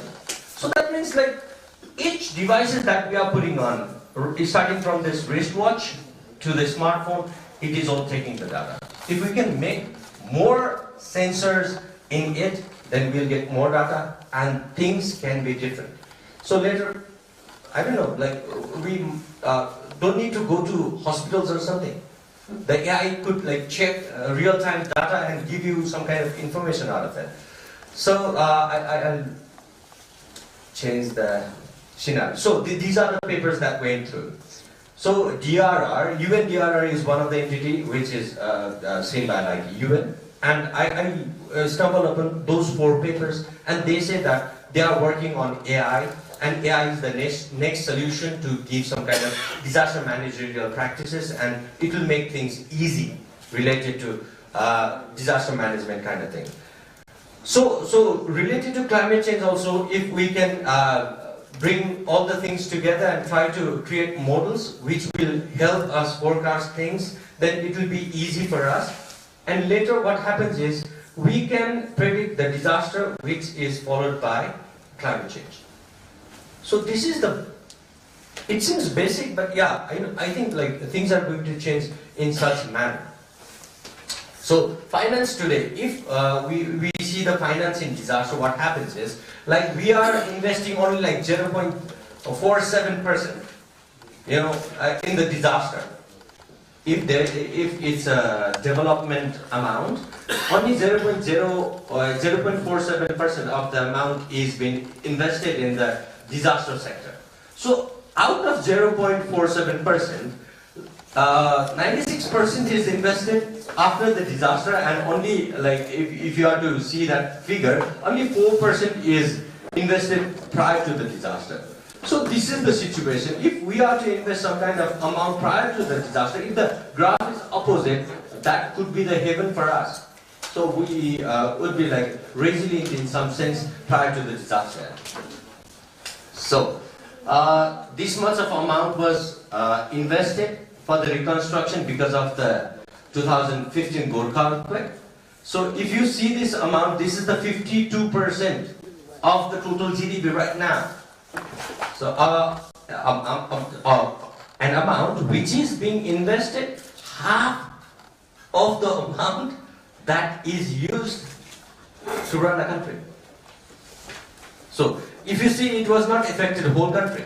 Few of the districts were really very affected, but still we had to invest like 52% of it. So can I change it?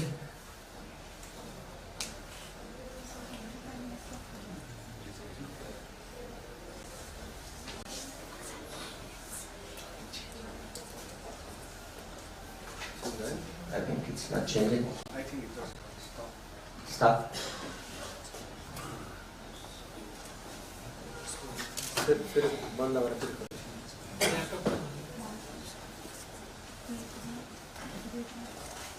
Okay, anyways, so if it's working, it works. So what I'm trying to say is like, those who are engineers here, mostly from the civil or some other faculties apart from the IT background, so what they're doing is they know most of the things related to AI. But for the engineers, what we have is like, I went through all the references that we can find. It's submerged in that.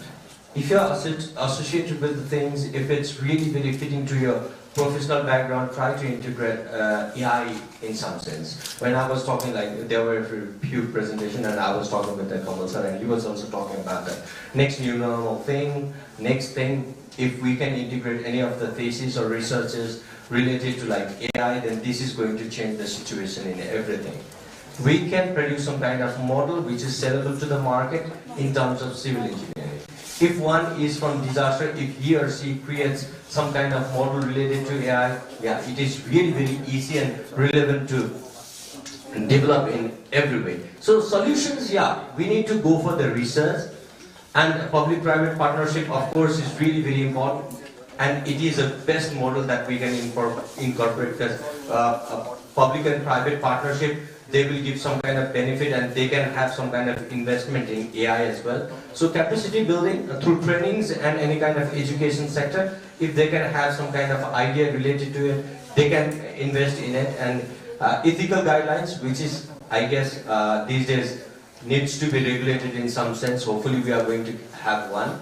So in future prospect, AI is adaptive infrastructure to climate resilient. So integrating AI in energy sector, emergency technologies or IoT, things are going to change. Global collaboration can be incorporated, because for Nepal what happens is like, there are so many glacier lakes. So if you are to talk about India and China, they do have less. But if any of the glacier lakes burst over there, all the water comes to Nepal.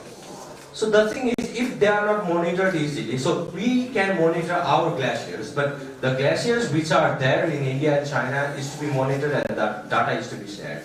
If that sort of collaboration is to be met, then it will be easy for us to like get the information.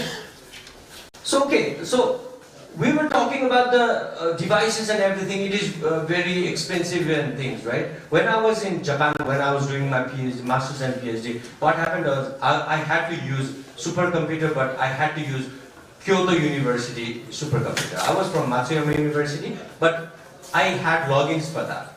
So at that time, like the capacity was not that much. But recently, well, I was designing my presentation. What happened was, in between, NVIDIA developed another project DZ, which gave the dimension in such a way that one can have a supercomputer as personal computer now. So this is the project one. That is the CPU that you can find, which is this small, I guess. This is small. And this is the supercomputer for now. So if you are going to analyze the cost of this particular thing, only 40 lakhs or something, 4 million rupees. So the cost is dropping very fast and things are changing. So if one can easily do some kind of research in an easy manner, because technology is also giving some kind of cheaper things, which is yet very stronger, like supercomputers that we have. So these are some of the keywords that they have been saying. Elon is a bit scared about the AI. He says like artificial intelligence, it's more dangerous. So lastly, mastery of profession, embrace AI, and together redefine the possibilities, I guess. Thank you very much. Thank you very much. So you have any questions or something to add? Maybe suggestion? Okay, please raise your hand and ask the questions. Yeah, so my name is Sridhi Pramaji. I'm basically a civil society guy. एउटा कुरा चाहिँ मलाई एकदम अचम्म लागेको चाहिँ के छ भन्दाखेरि हाम्रो नेपालमा चाहिँ अब यहाँ सरहरूले पनि हाम्रो प्रिभियस प्रेजेन्टरले भन्नुभयो हैन, there is so much possibility के आईओटी हामी एकदम डराइरहेछौँ के। अनि कस्ता मान्छेले भनेर डराइरहेछ भन्दाखेरि इलन मस्क जस्ता मान्छे जसले टेस्ला गाडी बनाएको छ, उसको गाडी एआई युज गरेर म्यानलेस चलाउन मिल्छ। हेर्नु है, look at the scenario. He has developed, used AI, and he is putting this on internet that AI is gonna do like this. Whereas he is the first person who's like, मान्छे नै नराखिकन उसको गाडी चलाइरहेछ छ, उसको चल्छ, चलाइरहेछ, भइरहेछ। भन्दाखेरि यो conspiracy theories are like really killing the whole spectrum, okay? Especially if you look at Nepal's perspective as well. यति काम भइरहेछ नेपालमा AI मा कि we are not lagging behind, okay? We are not lagging behind, let me tell you. What we are lagging is values only. है, अहिले सरले पनि भन्नुभयो आईओटी डिभाइसले यो गर्न सक्छ, त्यो गर्न सक्छ। That is so true. अनि एफिसिएन्सी नै हो इन्क्रिज गर्ने। तर सर हामी किन पछाडी परिरहेका छौं? This is the problem that we have to ask each other के। हाम्रो टेक्निकल मान्छेहरू सबैमा काम गरिरहेछन्, अमेजन वेबमा के अमेजन को एडब्ल्यूएस मा पनि हाम्रै नेपालीहरू काम गरिरहेछन्, एआई को प्रोग्रामरहरू हाम्रै नेपाली छन् हैन। Just wanted to ask you this question कि यो controversies theory ले क्रिएट गरे हो कि भ्याल्यू सिस्टम नभएर? Because let me give you a scenario है, म्याकै चलाउने हो, एन्ड्रोइडै चलाउने हो, गुगलै चलाउने हो सबैले, अनि फेरि एआई सँग किन डराउने? नबुझ्या हो कि नबुझेको हो कि नबुझ्या जस्तो गरे हो कि? मेरो हकमा चाहिँ मलाई के लाग्छ भने अब त्यति धेरै एक्सपर्ट त होइन एआईको, तर हिजो एलन मस्कले भनिराख्दाखेरि जुन किसिमको एउटा कुरा थियो, अहिले पछिल्लो समय he is changing the word in some sense where we don't need to regulate AI भन्नुको मतलब पनि अलिकति पोजिटिभ सेन्स पनि आएको हो कि। अर्को नेपालको हकमा एआई अलिकति राम्रोसँग डेभलप हुन नसकेको छ। नेपालमा चाहिँ हामीसँग हिजोको दिनमा चाहिँ के थियो भने सुपर कम्प्युटर कतिवटा छन् हामीसँग, त्यो कतिको युज भएको छ। अब त्यत्रो इन्फ्रास्ट्रक्चरलाई हामीले कस्ट गरिराख्दाखेरि कति पैसा पर्छ भन्ने कुरा होला। अब आज पब्लिक प्राइभेट पार्टनरसिपमा हामीले लिएर आउने यही एनभिडियाले डेभलप गरेको प्रोजेक्ट यो डिजिट भन्ने खालको अब डिभाइसेसहरू आउन थाल्यो भने अब के हुन्छ भने पर्चेसिङ क्यापेसिटी बढ्दै जाला, अनि त्यसपछि भोलि रिसर्चको नि दायरा बढ्दै जाला। किनभने भोलि कान्तिपुर सिटी कलेजले पनि काम गर्दै गर्दाखेरि एउटा प्रोजेक्ट डिजिट किन्नलाई अब ठुलो कुरो रहेन के, 40 लाख भनेको। हिजोको रूपमा चाहिँ के थियो भने एकदमै डलर पनि $1 लाख पर्ने सुपर कम्प्युटर गरेर राखेका थियौँ होला। हिजोको हाम्रो प्रोजेक्ट पनि कस्तो थियो होला भने एउटा रिभर स्ट्रिम यसो बगायो अनि यसले कहाँ इफेक्ट गर्यो भन्ने मात्र थियो होला। अहिले होल नेपालको चाहिँ रिभर बेसिन एकैचोटि हालेर मोडलहरू डेभलप गर्न पनि अब यस्तो खालको टेक्नोलोजीले चाहिँ अलिकति इजी बनाउँछ होला होपफुली। अब किनभने सबैको हातमा अब यो पहिलो इन्डोर्समेन्टमै कति आयो 40 लाखमा आइराखेको छ भने अब त झन् सस्टिँदै जाला नि त। So hopefully things are going to be easy. So, hopefully that's the answer, I guess. Thank you very much. Thank you, Deepak sir, for your presentation on AI for sustainable development, challenge and solution in engineering. Now moving on, we have another presentation by Dr. Mukesh Kimire, Deputy Director of Nepal's Ministry of Engineering, Water Resources and Irrigation, manages the World Bank supported private sector leads mini-grid energy assist project and ADB supported Sunset off-grid project. With over 16 years of experience in renewable energy, climate change and multi-donor projects management, he has worked with organizations like World Bank, ADB and GCF. Dr. Kimiri holds a PhD in Engineering, Resources and Environmental Policy from Korea University and 3 master's degrees. A gold medalist recognized by Nepal's president, he has numerous international publications. So please welcome Dr. Mukesh Kimiri, and he will be addressing a topic renewable energy promotion and potential application of AI in Nepal's renewable energy sector. Thank you. Thank you so much.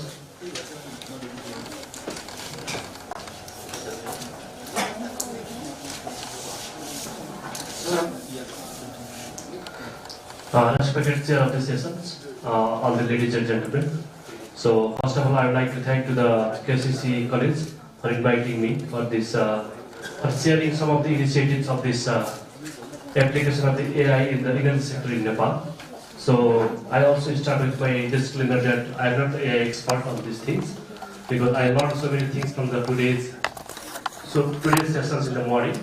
So, but I will just try to share some of these, some of the information related to energy, so that it will be useful to the, especially to the students, and also the few of the applications of this AI in the energy sector, both in the global context and also in the Nepalese context. And also I will share some of the challenges and way forward, especially internalizing all these AI things in the government context, because we heard so many things in the today's morning session that the private sector is the one who basically lead these AI things in the overall development.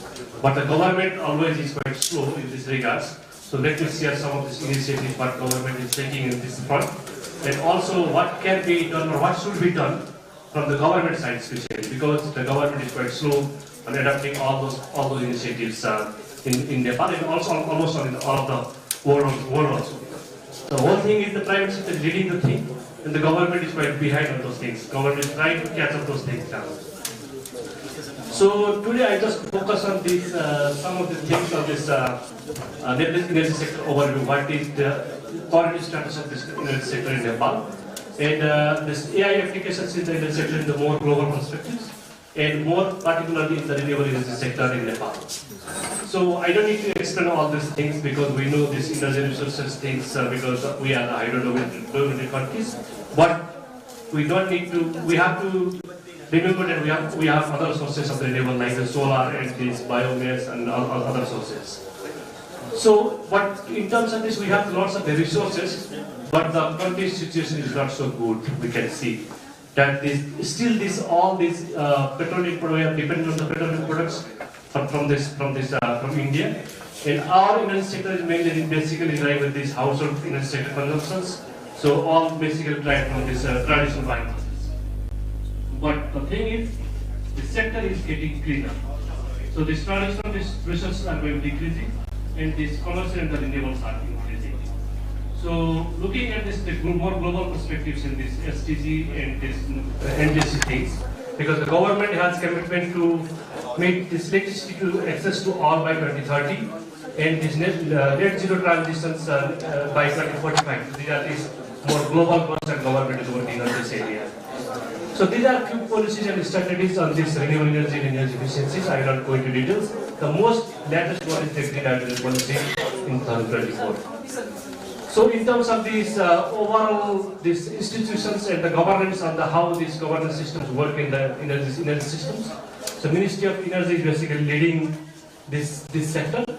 And this is the recent energy development roadmap that government has just released before 2 weeks back. So we can see lots of these big targets and this targets over by 2035. So we can see, because energy is basically the interdisciplinary things. So energy can be used in every sector. So it starts from the resource assessment to the generations and the transmissions and even the use of these systems, and also it is also related to the how we or the human behave on the use of the energy. So it's kind of this quite frustrating issue. So the AI can be used in everywhere on the energy utilizations. So we just discussed in the tourism module. I think some of these panelists have already talked about this. We are trying to sell the electricity to the India and to the Bangladesh. So we have started this thing because what we are things has been just been materialized. So there are lots of these AI related things on these things because it involves lots of transactions between these two countries. So we have to have some kind of policies between the government on those things, on the policy also. And in terms of technology also, there are so many technologies on doing this kind of the things. Yeah. So this is the kind of institutional arrangement. So I basically deal with this one of the agencies that is called Alternative Energy Promotion Center. So my organization is mainly related to this for the promotion of this renewable energy and the energy efficiency things. So we are basically working on this promotion of the renewable energy and energy efficiency together with all the development partners together with the Nepal government. So these are the key achievements so far. I'm not going into details. But one of the things we are doing is with this UNFCCC, this clean development mechanism you might have heard. So we are selling some carbon things from Nepal also. So now the UNFCCC also demanding you should have some kind of this digital systems. Why you are monitoring all these things by digitally? You have to have some kind of this inbuilt systems or some kind of online systems so that they can also be monitored from the UNFCCC headquarters also. So now they are demanding to this kind of things in our system.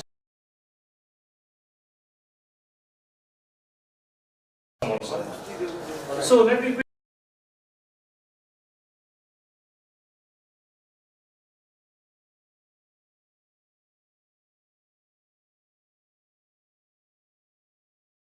here how this AI can be particularly be useful in the energy sector. I don't need to go into details because some of the other speakers have already explained about this potential role of the AI in the energy sectors. So I basically see in the power sector we can use this AI in this optimizing the grid integrations and also the predictive maintenance because we have this big hydropower, so we should have some kind of systems to detect this kind of this faults in the regular manner so that it can be utilized or we can get some kind of the pre-information on those things. And in terms of this smart charging and discharging, so now we are moving towards this EV things. So there are lots of things we can do in advanced countries, especially in this, even for the hydropower, for the wind, for the solar. So all these kind of this energy predictions will be now done mostly from this AI by sensing some of the data from this from the environment. So like for example, so there is some kind of cloud. Then what will be the kind of energy generation from solar? So that can be easily predicted now. So the companies are now doing this kind of energy forecasting using AI. So we can also use some kind of dynamic pricing strategies because one of the speakers mentioned about this smart cities and this smart energy systems. So it's all about this also related to the pricings. For example, if I use my energy in the peak time, the price will be high. And it also goes to the user behavior, like how user responses when changing this kind of this energy pricing systems. So most of the developed countries now they have this time to use kind of scan system, but we don't have so far. I think we can use this kind of systems in our systems also.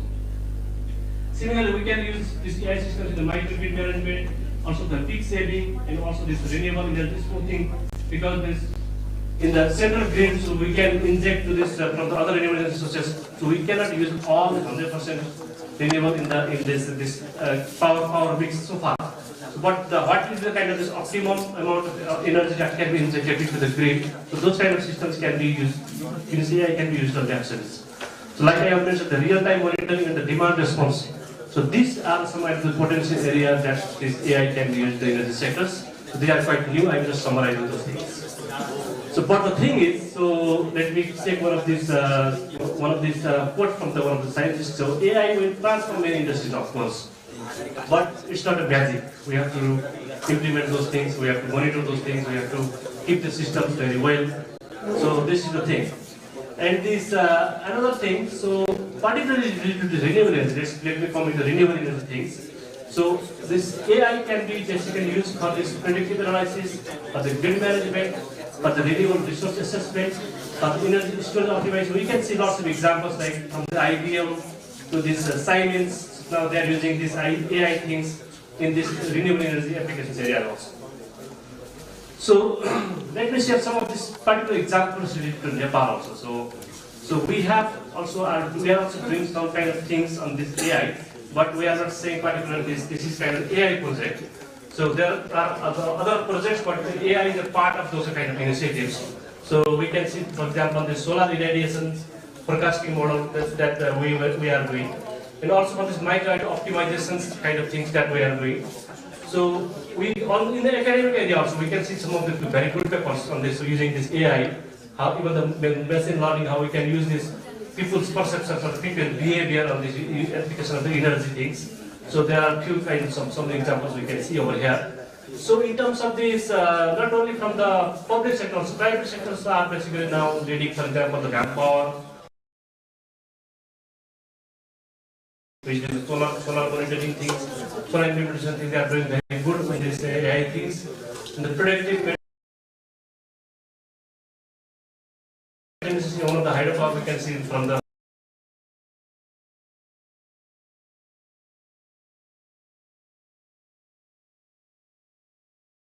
Bhutan power company, they are using this kind of systems. So even from the NGO side also they are using these AI systems. So I am just sharing some of these initiatives on this. These are not exclusive lists. There could be so many lists, but the sector are doing or trying to do this, implementing these AI things in the energy sectors. So let me share some of this AI potential areas that can be used in the upcoming futures. Because this energy system that I already mentioned, it basically starts from the resource assessment to the ultimate use of this energy. So it is really depends, and the most particular and most important is cross-border energy collaborations. Now we are just expanding our grid to the India, and now to Bangladesh. Now also we are discussing these things with the China. So I think there will be lots of data exchange, this energy informations, and also this monetary values. So I think this is one of the future area that we can use. So in addition to this, I think we can even to use this AI for this off-grid energy solutions, like we can do this kind of maps, and also for this irrigation sector also. I think somebody has talked about in the morning session also.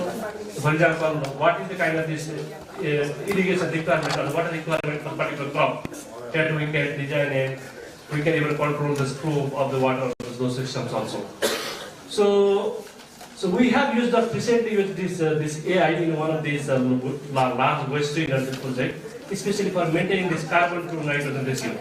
Because this system's AI system will basically just detect what is the correct CN in ratio, then if there is some kind of this, and we can increase or decrease those things with regulating this by sensing some of this information from the plant also. So of course, I don't need to discuss about the more challenging things that we already discussed in the morning. So also, but I think most particularly from the government sectors, the data availability and the quality is one of the key challenges that we see. And this public and stakeholder acceptance or the knowledge also, because it's not common to all of us. Of course, there is very good understanding in the IT and these IT professionals, but for the general people, public also. So this is not quite kind of this common things we can see. So I think from my side, what I see the possible roadmap on the way forward on these things, especially internalizing these AI things into the government systems. So I think one should be the kind of technology-centric roadmap. Basically, what kind of technology we can introduce, especially in the short term, medium term, and long term, because the government cannot adapt all those things at a time. This is one thing. And second, basically, we have lots of technologies currently available also. But the thing is, the policy and the stakeholders, how they basically respond on these things, how the country's policies are kind of responsive on these things or not. So this is another area that we need to focus on this one. And third thing is the sustainability, because there are some pilot projects. They have demonstrated, okay, these systems can work very well. But once the project is finished, then again the situation will come back to the other positions. So I think we need to also sustain those kind of things in the future. So these are some of the references that I have taken from preparing these slides. So I have one more information. This is the last information from my side. So we are also organizing one energy transition summit on this 28th of January. So if any of you are interested on this energy transition things, of course you can contact with us then so that we can work together on this energy transition thing also. So this event is on 28th of January. So thank you so much for listening to me. So I was so quick because of this time consideration things also. So that's the we can discuss on these things. Thank you so much. Okay, questions are available? Any? So some question is there. Yeah. So give him the microphone. Okay. Thank you for I can say a few things about the context of the past. How can we relate to challenges and position as it is a complex process to go in terms of skilled professionals and investment of AI incorporated in the sector? Yeah, thank you so much for bringing these two very important issues on this, how we can integrate this AI-related policies, one thing, and second one is this related to this human resource of the professionals. Yeah, let me start with this policy. I think this in the today's morning session also, I think DPSC was talking about the overall IT framework or this AI things, how the whole government is taking over those things. So this is kind of this for government things. So I'm just particularly focusing on the energy particular thing. Yeah. So on the energy thing also, we don't have this exact kind of this AI specific policies so far in the energy sector, but these are kind of somehow related with some of the projects or some of the programs and some of these initiatives of those things so far. So I think making into this kind of this overall policy framework, I think the Nepal government have to divide some kind of, okay, for this kind of, not only for the energy sector, but all the sectors. So this is some kind of requirement that this energy industry or any kind of this professionals that have to follow this kind of central level policy. But in terms of this energy sector, we don't have particular that kind of policy so far. But we are trying to integrate those things into the project level only. So that's why this is the one of the questions that I just want to respond on this way. On this human resource also, so far this related to this particularly AI related things, we don't have those kind of provisions so far. But the thing is now when we do some kind of the projects or the programs, then there are some kind of now requirements are coming up. For example, if UNF people is asking to do some kind of projects, okay, now your systems or your requirement, your project staffs, you should have some kind of this IT background or some kind of this, those kind of this sharing information, sharing data, and showing the good cases to this, interlinking data to their systems. So these systems are now coming up into the mandatory level. So that's why these human resource things have been now integrated into that project or the program level only. So in terms of this, even from the government agencies, even for hiring some of these staffs also, I think there are very minimum level of this intervention so far. Only one IT officer or some kind of things have been hired, but they have not been scaled up to the handling these things into the AI level. Thank you so much. Thank you, Dr. Mukesh Kemire, for your wonderful presentation. Following this presentation, I will invite our session chair, Professor Dr. Subarna Sakhe, to provide his remarks regarding these two presentations. Okay, thank you very much. So, both of presenter, Dr. Deepak Vikram Thapa, and then another presenter is Dr. Mukesh Kemire. Both papers are very informative, but if they do some research in this area, research related भए अझ राम्रो हुन्थ्यो. अनि general टाइपको मात्रै मैले हेरेँ यसो हेर्दाखेरि हैन. कुनै पर्टिकुलर AI भनेको सबै ठाउँमा युज हुन्छ हैन, एनर्जी सेक्टरदेखि लिएर everywhere. But they can just make some concrete or some specialized मात्रै देखाएको भए एउटा एरियामा काम गरेको रिसर्च गरेको एरिया देखाएको अझ राम्रो हुन्थ्यो पेपरमा हैन. र एक्जिस्टिङ सँग चाहिँ अलि कम्पेयर पनि गर्नु पर्यो कस्तो के भइरहेछ हैन. त्यो कुरा पनि आउनु पर्यो किनभने हाम्रो रिसर्च के हुन्छ भन्दाखेरि खाली त्यो डकुमेन्टमा मात्र रिसर्च भइरहेको कुराहरू आयो. अघि पनि एउटा क्वेसन पनि आएको थियो हैन, अगाडिको कुनै उहाँले सोध्नु भएको हैन. किनभने हाम्रो नेपालमा AI भनेर भाषणमा बढी सीमित भयो कि हैन. त्यसलाई एप्लिकेबिलिटी अलिकति गर्नुपर्ने मलाई लाग्यो. युनिभर्सिटी प्लस इन्डस्ट्रीहरूले पनि इन्डस्ट्रीमा प्रेजेन्टरहरूले पनि अलिकति त्यस्तै खालको प्रेजेन्टेसनहरू गरेको देखेँ मैले हैन. काम गरेको अलिकति रियल काम गरेको एप्लिकेबिलिटी चाहिँ हुनुपर्छ हैन. अब आइओटीहरू अहिले म एकदम कृषि क्षेत्रमा धेरै नै कामहरू भइरहेछ हैन. यो Nepal academy of science and टेक्नोलोजीमा म एकाडेमिसियन पनि भएको हुनाले त्यहाँ पनि हामीले एउटा सानो प्रोजेक्टहरू गरिरहेका छौँ हैन. एग्रिकल्चरलाई कसरी हामी इफेक्टिभ इफिसियन्ट बनाउने भन्ने कुरामा होइन यसो एप्लिकेबिलिटी अलिक आउँदा एग्रिकल्चरबाट युज हुन्छ भनेर होइन प्रेजेन्टेसन किनोरमा पनि आएको थियो तर त्यसलाई अलिकति एप्लिकेबिलिटी रूपमा चाहिँ हामीले अगाडि बढाउनुपर्छ र एआई पनि हामीले गर्नुपर्छ अब यहाँ नेपालमा के छ भन्दाखेरि पढायो भने मात्रै एक्सपर्ट गर्ने होइन होइन त्यसले रिसर्च पेपर कतिवटा बनाएको छ कति लेखेको छ र रिसर्चमा कन्ट्रिब्युसन कस्तो छ त्यो पनि हामी हेर्नुपर्छ है किनभने अब एआई जस्तो त्यो त कमन टुल्स भइसक्यो एभ्रीबडी क्यान युज इट त्यस कारण यो मेरो बेसिक फाउन्डेसन के भन्दाखेरि अब हामीले अब यो भाषणभन्दा पनि अलिकति काम गरेको कुरामा फोकस गर्नु पऱ्यो कि एआईले कसरी हाम्रो दैनिक जीवनमा कसरी असर पर्छ जस्तै गभर्मेन्टमा एआईको पोलिसीहरू पनि अगाडि बढिरहेको छ त्यसलाई राम्रोसँग कसरी हुनसक्छ त्यसलाई इफेक्टिभ इम्प्लिमेन्टेसन पनि गर्नु पऱ्यो र पोलिसी फ्रेमवर्कहरू बनाएर र अलिकति एप्लिकेबिलिटी नै सानो पाइलटिङ प्रोजेक्टबाट सुरु गर्दाखेरि ठिक होला त्यही ठुल्ठुलो पनि गर्नु पर्दैन त्यसबाट चाहिँ बिस्तारै मसिन लर्निङ भयो मसिन लर्निङले इ गभर्मेन्टमा डिसिसन मेकिङमा कति ठुलो रोल खेल्छ हिजो मात्रै मैले किनोट पनि एउटा दिएँ थिएँ इन्डियामा इ गभर्मेन्ट मसिन लर्निङको डिसिसन मेकिङमा कसरी फरक पर्छ त भनेर किन अटोमेसन हुनु पऱ्यो अब यो कुराहरू चाहिँ अब सिभिल इन्जिनियरिङदेखि लिएर एनर्जी इफिसियन्सी बनाउने एनर्जी सेक्टरहरूमा त्यो कुराहरू चाहिँ आउनु पऱ्यो अब यो दुइटै प्रेजेन्टरले एउटा कन्क्रिट एउटा रिसर्च गरेको अझ होइन बेस्ट हुन्छ मेरो सजेसन है तपाईँलाई अब जनरल कुरा त अब ठिकै छ होइन राम्रै भयो कन्फरेन्समा यस्तै हुन्छ तर तपाईँले अझ बेस्ट होइन आफ्नो एरिया जस्तै एनर्जीमा एउटा सेक्टर समात्नुहोस् सिभिल इन्जिनियरिङमा एउटा सेक्टर समातेर रिसर्च गर्नुभयो भने त्यो पेपरको भ्यालु पनि हुन्छ र अरूलाई पनि हेल्प पनि हुन्छ र यति भन्दै म इन्टरनेसनल कन्फरेन्स अन एआई इन्जिनियरिङ च्यालेन्जिङ अपर्च्युनिटीमा मलाई जुन सेसन चेयरमा कानपुर सिटी कलेजले मलाई बोलाउनु भयो र म धन्यवाद दिन चाहन्छु सम्पूर्ण अडियन्सलाई पनि धन्यवाद दिन चाहन्छु यो सेसनभरि धेरैवटा प्रोग्राम बस्नुभयो क्वेसन एन्सर सेसनहरू भयो इन्टरेक्टिभ भयो इन्फर्मेटिभ भयो र धन्यवाद दिने यहाँको चाहिँ राजु कटेलाई पनि विशेष धन्यवाद दिन चाहन्छु र सम्पूर्णलाई म धन्यवाद दिन चाहन्छु थ्याङ्क यू भेरी मच है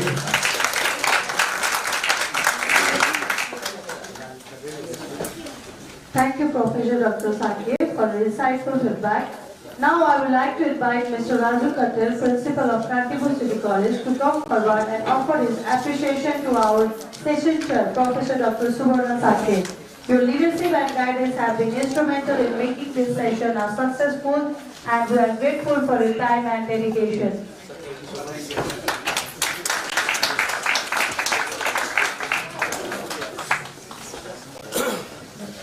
I also request Raju sir to present a certificate of appreciation to our presenter Dr. Deepak Vikram Thapa Chatri for the exploration of AI for sustainable development he had brought.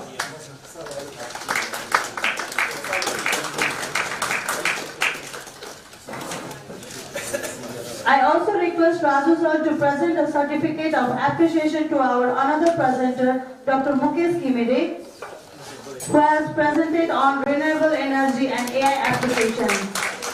We are truly valuable for their contribution today.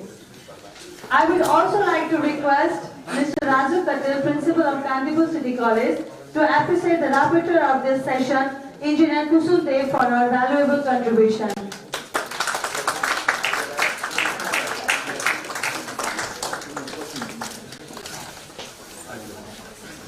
Thank you, sir. Now it's time for a lunch break. Please proceed to canteen located at C block ground floor and enjoy your meal. Because of our tight schedule, we will have just 50-minute break and the program will resume promptly from 1:45. Thank you.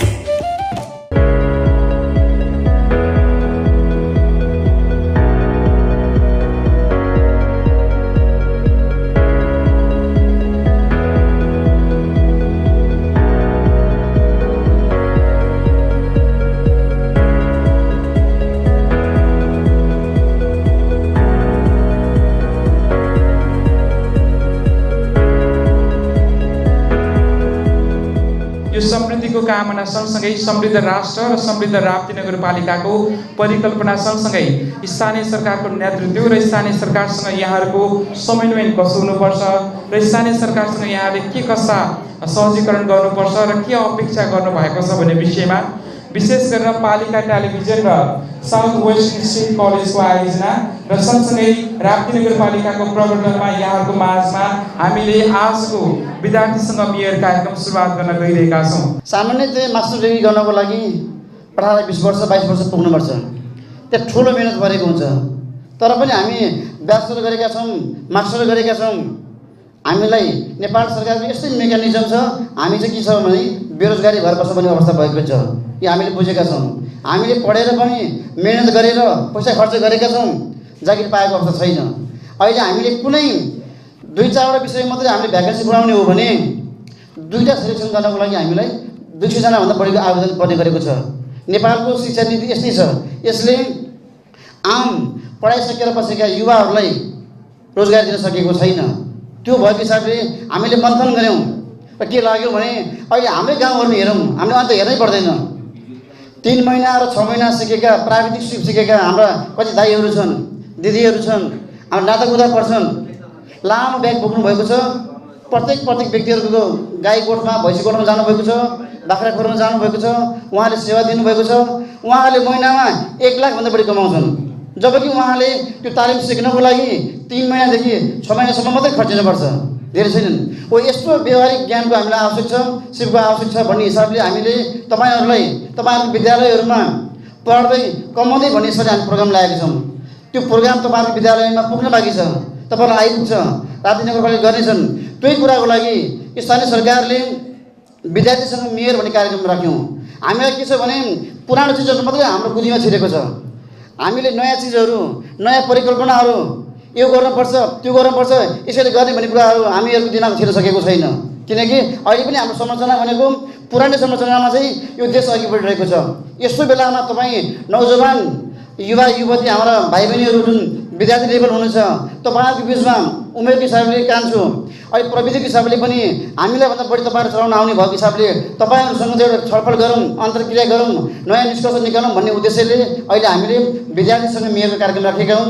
सौभाग्यले 2वटा टिभीबाट yo live भइरहेको छ, उहाँहरूले संयोजन गर्नुभएको छ। हामी सबै विद्यार्थीको तर्फबाट, सबै राप्ती नगरपालिका तर्फबाट एकपल्ट जोरदार तालीले उहाँहरूलाई सम्मान गरिदिनु हुनको लागि म तपाईँलाई अनुरोध गर्न चाहन्छु।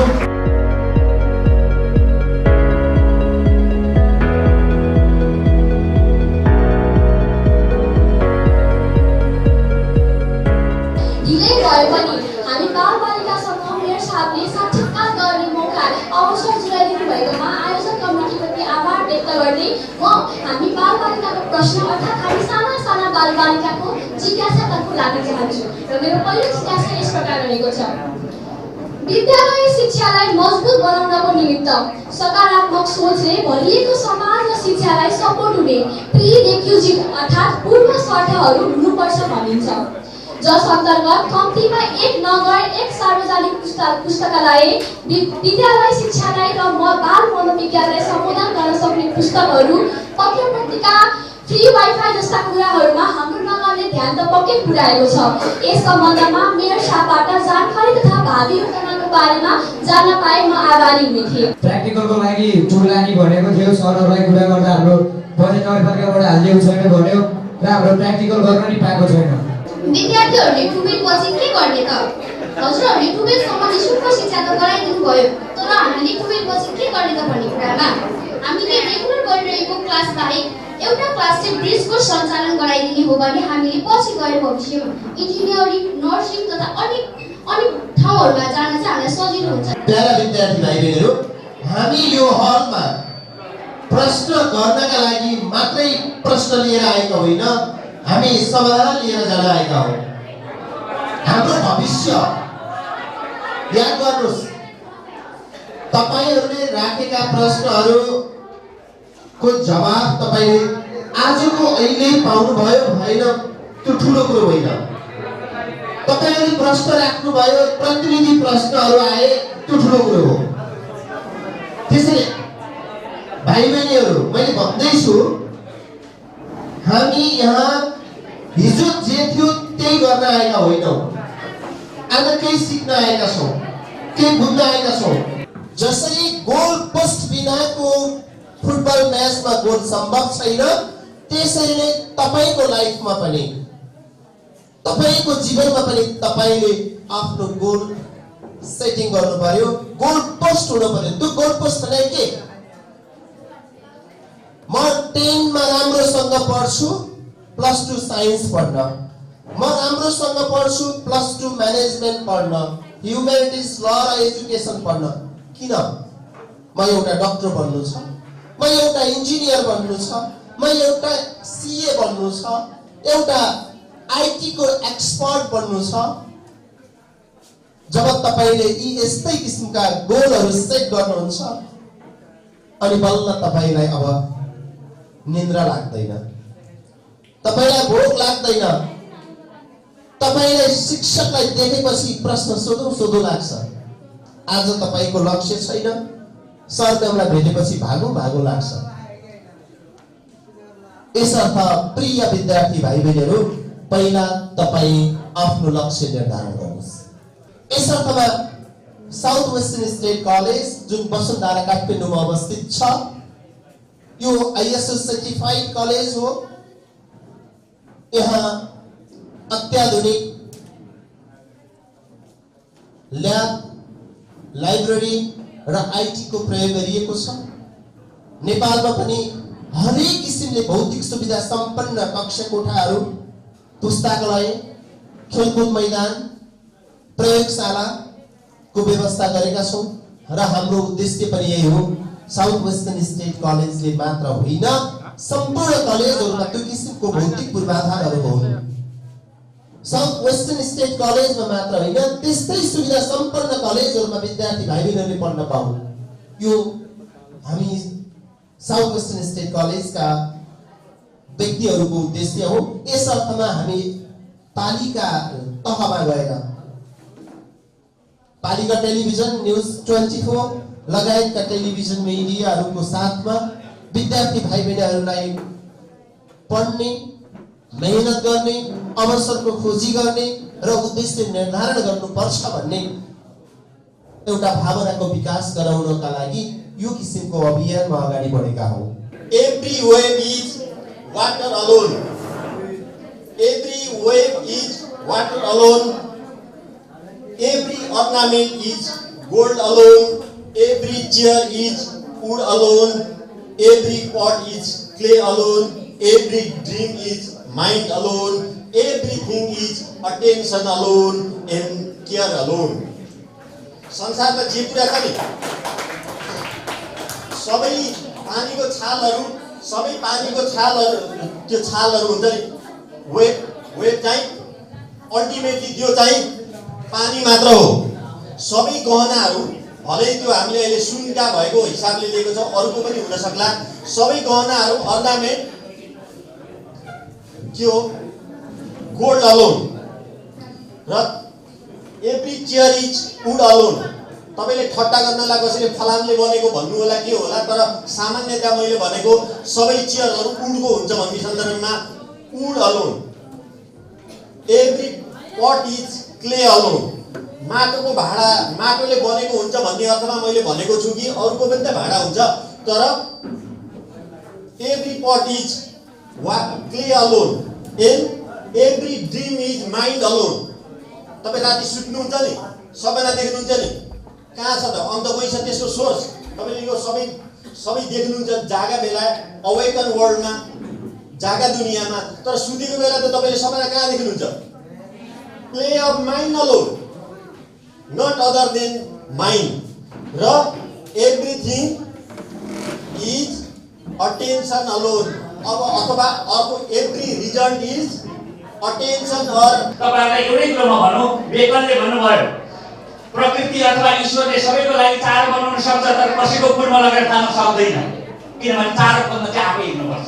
तपाईलाई अहिले पनि यो भनौं, तपाईले अहिले यो खालको स्ट्रगलिङ गर्दाखेरि संसारकै मान्छे स्ट्रगलिङ गरिरहेको छ, तर त्यसो हुँदै जाँदा तपाईँहरूसँग चाहिँ यतिको उत्कृष्ट विद्यालय छ, शिक्षक हुनुहुन्छ, प्रभाव हुनुहुन्छ, त्यसपछिबाट स्थानीय निकाय छ, त्यसपछि प्रदेश निकाय छ, सङ्घीय निकाय छ, हामी जस्ता छौँ, सबै धेरै धेरै छौँ यहाँ होइन, धेरै कुरा छ। तर तपाईँ भन्नुहोस् त्यो एउटा मुसोको, त्यो एउटा बिरालोको, त्यो एउटा कुकुरको आफ्नो सामान्य परिवारमा आएको केही कुरा छैन नि। त्यसरी हेर्दाखेरि के छ त भन्दाखेरि हामीसँग धेरै खालको उत्कृष्टता चिज छ, त्यसलाई हामीले सदुपयोग मात्रै गर्न सक्नुपर्छ।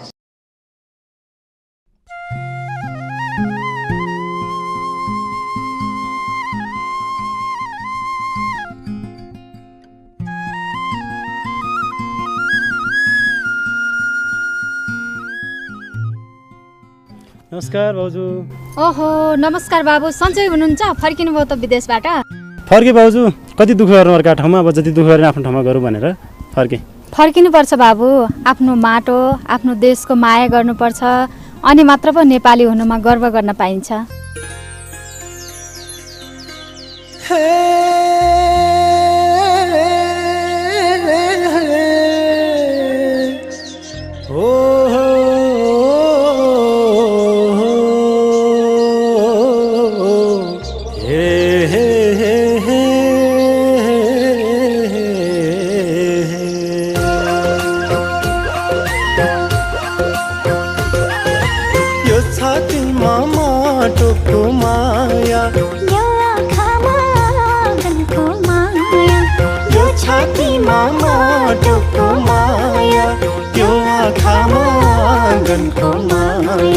साँचेर गाउँ घरको माया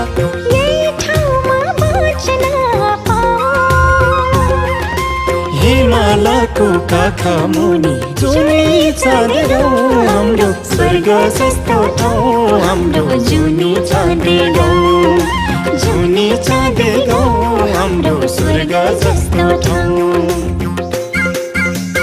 जुनी चाँदे गाउँ हाम्रो स्वर्ग जस्तो ठाउँ, स्वर्ग जस्तो ठाउँ हाम्रो जुनी चाँदे गाउँ, जुनी चाँदे गाउँ हाम्रो स्वर्ग जस्तो ठाउँ।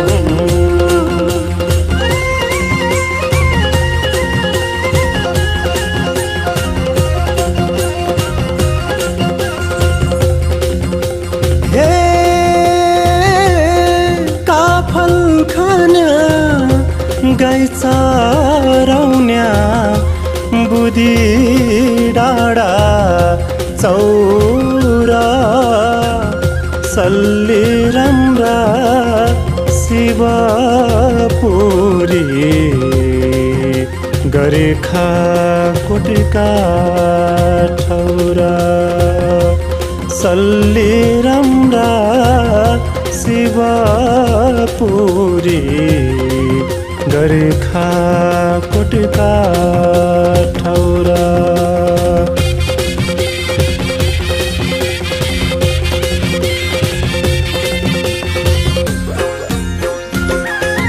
चाँदे हुँदै जुनी बग्ने कल कल चिसो पानी, चाँदे हुँदै जुनी बग्ने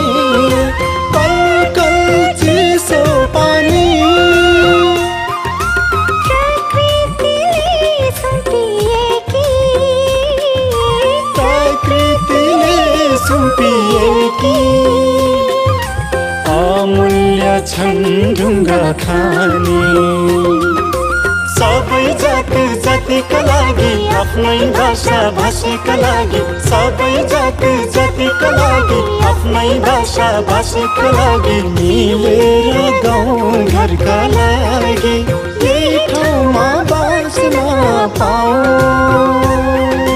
हिमालको काखा मुनि जुनी चाँदे गाउँ हाम्रो स्वर्ग जस्तो ठाउँ, हाम्रो जुनी चाँदे गाउँ, जुनी चाँदे गाउँ हाम्रो स्वर्ग जस्तो ठाउँ,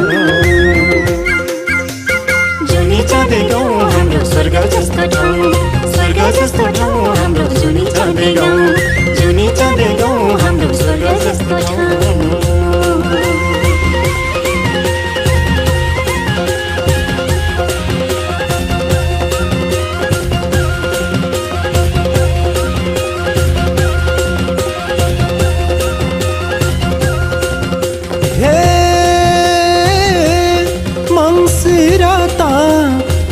कि मेला दह कुर्ताङ जाउँला हाली जुर्का पञ्चालाका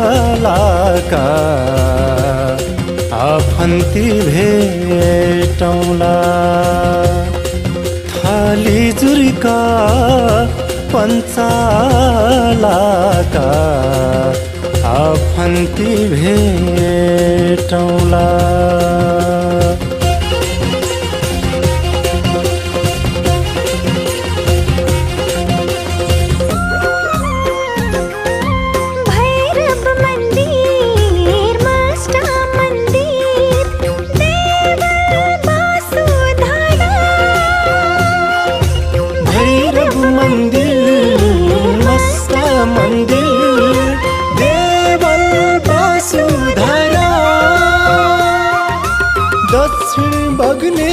मस्कोट खोला दक्षिण बग्ने मस्कोट खोला डाँफे नाच्ने पाती भरा तिम्रो काँधमा हलो र जुवा मेरो हातमा कुटोर बाउसो तिम्रो काँधमा हलो र जुवा मेरो हातमा कुटोर बाउसो गरेर मेला र पाता यही ठाउँमा बाँच्न पाऊ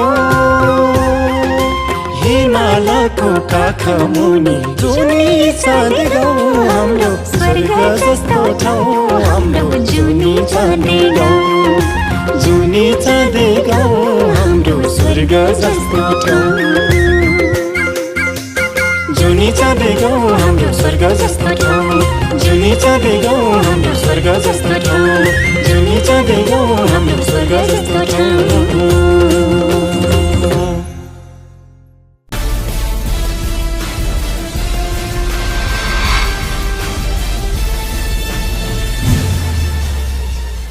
अनि ट्रस्ट मोडलमा जुन जाने खालको जुन बहस आयो सामाजिक बहस केही समय अनि यसमा जानेहरूलाई त्यसमा चाहिँ तपाईँहरूको स्वामित्व यस्तो हुन्छ भनेर नभनेको कारणले त्यो क्लियर नभएको कारणले गोलमटोल भएको कारणले यहाँहरूले यस्तो आवाज उठाउनु स्वाभाविक हो तर तपाईँहरू चिन्ता मान्नु पर्दैन तपाईँहरूको चाहिँ स्वामित्व चाहिँ रिकगनाइज हुन्छ यसरी जाउँ भन्यो भने यहाँको आफ्नो निजी विचारमा केही आपत्ति हुन्छ अहिले तत्काल ल्याइएको चाहिँ शिक्षा विधेयकमा त्यो चाहिँ छैन यदि त्यस्तो भयो भने यहाँलाई गरिएको छैन र यदि संस्थागत विद्यालयको जाँदाखेरि पहिलाको स्थितिमा गुटीको रूपमा जाँदाखेरि पुँजीको संरक्षण हुन्छ हैन पुँजीको संरक्षित हुन्छ सञ्चालकको संरक्षण हुन्छ त्यहाँ पढाउने शिक्षक शिक्षिका साथीहरूको संरक्षण हुन्छ भने त्यो त हाम्रो आपत्तिको कुरा भएन हैन जब संस्थागत विद्यालय चलाउँदाखेरि चाहिँ आफ्नो सम्पत्ति बेचेर पनि चलाएका छन् हैन अब त्यो यदि त्यो सम्पत्ति चाहिँ त्यो संस्थाको हुँदैन त्यो व्यक्तिको हुँदैन हैन भने त त्यो आपत्तिजनक कुरो भयो नि त त्यो कारणले गर्दाखेरि के हुन्छ यदि पुँजीगत रूपमा संस्थागत रूपमा हुन सक्छ र सरकारीकरण हुँदैन निजीकरण हुँदैन भनेदेखि हामीलाई आपत्ति छैन हामीले खोजेको के त भन्दाखेरि संस्थागत रूपमा संस्थापकको र अथवा सञ्चालकको एउटा पुँजीकरण चाहिँ हुनु पर्यो हजुर अनि यो ग्लोबल कन्टेक्स्टमा हामी गुणात्मक शिक्षाको हिसाबले हाम्रो स्पेक्ट्रममा हामी नेपाल चाहिँ कहाँनिर छौँ भन्ने लाग्छ यहाँलाई जहाँसम्म छ नेपाल चाहिँ अहिले के छ भने ग्लोबलाइजेसन अनुसार चाहिँ हाम्रो देशको शिक्षा चाहिँ बिच पार्टमा चाहिँ पुगेको छ जस्तो मलाई लाग्छ तर पनि हामी छैनौँ माथि पनि छैनौँ र बिच मध्यम भागमा चाहिँ हामी पुगेर हाम्रो देशको शिक्षा चाहिँ अगाडि बढिरहेको छ र जहाँसम्म लाग्छ चाहिँ संस्थागत विद्यालय र सरकारी विद्यालयको बिचमा चाहिँ के छ भने यहाँ नेपालमा मात्रै होइन हाम्रो छिमेकी भारतमा पनि छ र अन्य देशहरूमा पनि छ संस्थागत विद्यालयहरू छन् त्यहाँमा चाहिँ विभिन्न किसिमका सेवा सुविधाहरू चाहिँ त्यहाँ संस्थागत विद्यालयले दिएको छ हामीले केही पनि पाएका छैनौँ अनि संस्थागत विद्यालयको पूर्वाधार र निजी स्कुलहरूको निजी शिक्षालयहरूको क्वालिटीको विषयमा र यसको ब्रिजिङ गर्ने हिसाबमा नि कहिलेकाहीँ बहस आउँछ नि यसमा यहाँको धारणा के छ अब त्यो चाहिँ के छ त भन्दाखेरि सबभन्दा पहिला सरकारी विद्यालयमा पढाउने शिक्षकहरू एकदम राम्रा पनि हुनुहुन्छ विद्वान पनि हुनुहुन्छ तर के छ भने मेरो यो दायित्व हो मैले यो संस्थालाई माथि उठाउनुपर्छ र यो उठायौँ भनेदेखि हाम्रो नै राम्रो हुने हो भन्ने सोच उहाँहरूको छैन। दायित्वबोध उहाँहरूले गरेको पाइँदैन। र जब निजी विद्यालयले के त भन्दाखेरि यो मेरो प्रपर्टी हो र मैले यो संस्थालाई राम्रो बनाउन सकेँ भनेदेखि मेरो पनि भविष्य बन्छ र मेरा संस्थामा काम गर्ने शिक्षक साथीहरूको कर्मचारीहरूको पनि प्रगति र उन्नति हुन्छ भन्ने सोच राखेर संस्थागत रूपमा एउटा नामको लागि पनि उनीहरूले रात दिन मेहनत गरेर अगाडि बढेका हुन्छन्, जसले गर्दा उनीहरूको शिक्षाको गुणस्तरमा चाहिँ केही वृद्धि भएको, बढी राम्रो भएको देखिन्छ। र सरकारी विद्यालयमा चाहिँ के छ भने सरकारी काम कहिले बेला घाम भन्ने किसिमको एउटा प्रविधिको कारणले गर्दाखेरि चाहिँ अब जतिसुकै पूर्वाधारहरू पुगे पनि विद्वानहरू शिक्षक हुनु भए तापनि त्यहाँ चाहिँ के छ भन्दाखेरि त्यो पनको अभावले यो मेरो संस्था हो भन्ने किसिमको पनको अभावले गर्दाखेरि चाहिँ त्यसको द्रुत गतिमा प्रगति भएको चाहिँ देखिँदैन।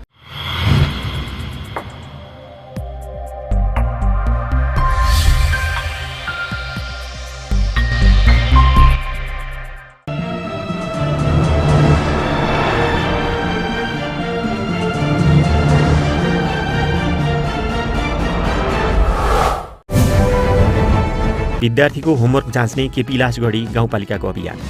केपिलासगढी गाउँपालिकाले सामुदायिक विद्यालयमा अध्ययनरत विद्यार्थीको गृह कार्य परीक्षण कार्यक्रम कार्यान्वयनमा ल्याएको थियो। विद्यार्थीलाई शैक्षिक क्रियाकलापमा थप क्रियाशील गराउन गाउँपालिकाले निःशुल्क कापी वितरण गर्ने र विद्यार्थीले लेखिसकेका कापी परीक्षण गर्ने कार्यक्रम लागू गरेको थियो। गाउँपालिकाले कक्षा कार्य र गृह कार्य परीक्षण गर्ने गरी प्रथम चरणमा कक्षा 1 देखि कक्षा 3 सम्मका विद्यार्थीलाई आफैले तयार पारेको विद्यार्थी अभ्यास पुस्तिका निःशुल्क वितरण गरेको थियो। पालिकाभरिका 37 सामुदायिक विद्यालयका कक्षा 1 देखि 3 सम्मका 949 विद्यार्थीलाई वर्ष 2079 को मङ्सिर महिनाका लागि 4-4 का दरले 3796 वटा अभ्यास पुस्तिका वितरण गरेको थियो। वितरण गरिएको कापीमा विद्यार्थी, विद्यालय, विषय, शिक्षकको विवरण, प्रधानाध्यापकको दस्तखत, अभिभावकको नाम र सम्पर्क नम्बर लेख्न मिल्ने व्यवस्था गरिएको हुन्छ। अभ्यास पुस्तिका बाहेक विद्यार्थीले अन्य कापी प्रयोग गर्न पाउने छैनन्। कक्षा कार्य र गृह कार्य गर्ने क्रममा भरिएको कापीलाई सम्बन्धित विद्यालयका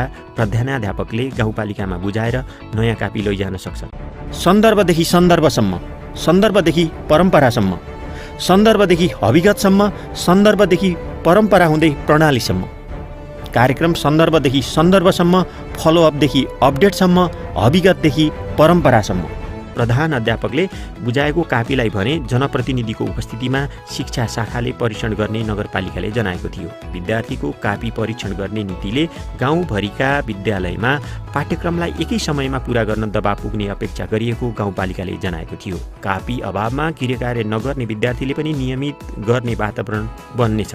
गाउँपालिकाले लागू गरेको यो कार्यक्रमले फर्जी विद्यार्थीको सङ्ख्या देखाउने परिपाटी समेत नियन्त्रण हुने नगरपालिकाले बताएको थियो। यस्तै शैक्षिक गुणस्तर सुधारका लागि तथा शिक्षा शाखाले विशेष शिक्षक र कक्षा शिक्षकलाई लिखित सुझाव दिने ठाउँ बनाएको छ। अभ्यास पुस्तिका प्रयोगका क्रममा विद्यार्थीले दिउँसोको कक्षा कार्य र गृह कार्य शिक्षकलाई जाँच गराउनु पर्ने, कक्षा कार्य र गृह कार्यको मिति अनिवार्य लेख्ने र अभ्यास पुस्तिकाको सम्पूर्ण पाना लेखिसकेपछि विद्यालयमा बुझाउनु पर्नेछ। सन्दर्भ मात्रै थियो कि परियोजनामा पनि रूपान्तरित भयो कतै, परम्परासम्म बन्न भ्यायो कि कतै, या सन्दर्भ मात्रै भएर चुरीफुरी अनि अभिगत भयो कतै, वा सन्दर्भले हावा खायो कतै। सङ्कल्प, बाचा कसम वा त्यो अभियानको परिवेशमा आएको बदलावले नचाहेर पनि गति वा रफ्तारलाई शिथिल पो बनायो कि कतै। त्यही सन्दर्भहरूको फलोअप, अपडेट र रफ्तार उजागर गर्ने परम्परा हो सन्दर्भदेखि सन्दर्भसम्म। आउनुहोस् पहिला एउटा सन्दर्भ सामग्रीबाट सुरु गरौँ।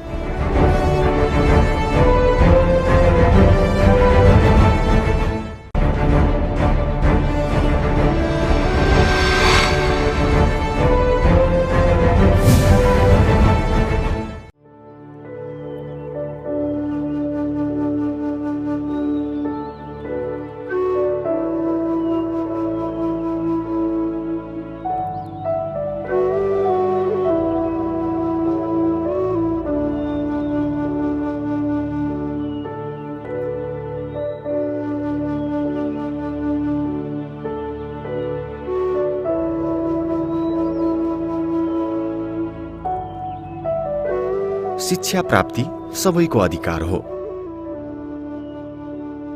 नेपालको संविधानले यसलाई प्रष्ट पारेको छ। विश्वव्यापी विकास र परिवर्तन हेर्दा शिक्षाको अपरिहार्यता झनै बढ्दो छ। विकासोन्मुख देश नेपाल, जहाँ संविधानले व्याख्या गरे अनुसार नै सम्पूर्णले शिक्षालाई अधिकारको रूपमा सहजै प्राप्त गर्न भने सकेका छैनन्।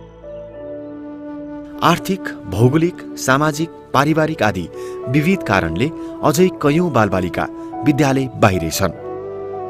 तीमध्ये धेरै संख्या छोरीको छ। छोराछोरीले समान रूपमा शिक्षाको अवसर पाउनुपर्छ भन्ने उद्देश्यका साथ भक्तपुरको चाँगुनारायण नगरपालिकाले विद्यालय उमेरका छोरीहरू लक्षित बचत खाता छोरीको सुरक्षा जीवनभरिको नामक विशेष कार्यक्रम लागू गरेको छ। यो शिक्षामा छात्राको पूर्ण सहभागिता लक्षित कार्यक्रम हो। यो कार्यक्रम मार्फत सबै छात्राहरू शिक्षाको पहुँचमा आउने र नगरसँगै मुलुककै साक्षरता दर बढाउन महत्त्वपूर्ण भूमिका खेल्नेछ। बचत खाता छोरीको सुरक्षा जीवनभरिको भन्ने एउटा चाहिँ यो अलि महत्त्वकांक्षी तर अत्यन्त धेरै महत्त्वपूर्ण र चुनौतीपूर्ण र एउटा अवसर पनि प्राप्त हुने यो खास गरिकन गर्ल्सहरूलाई फोकस गरेको कार्यक्रमहरू।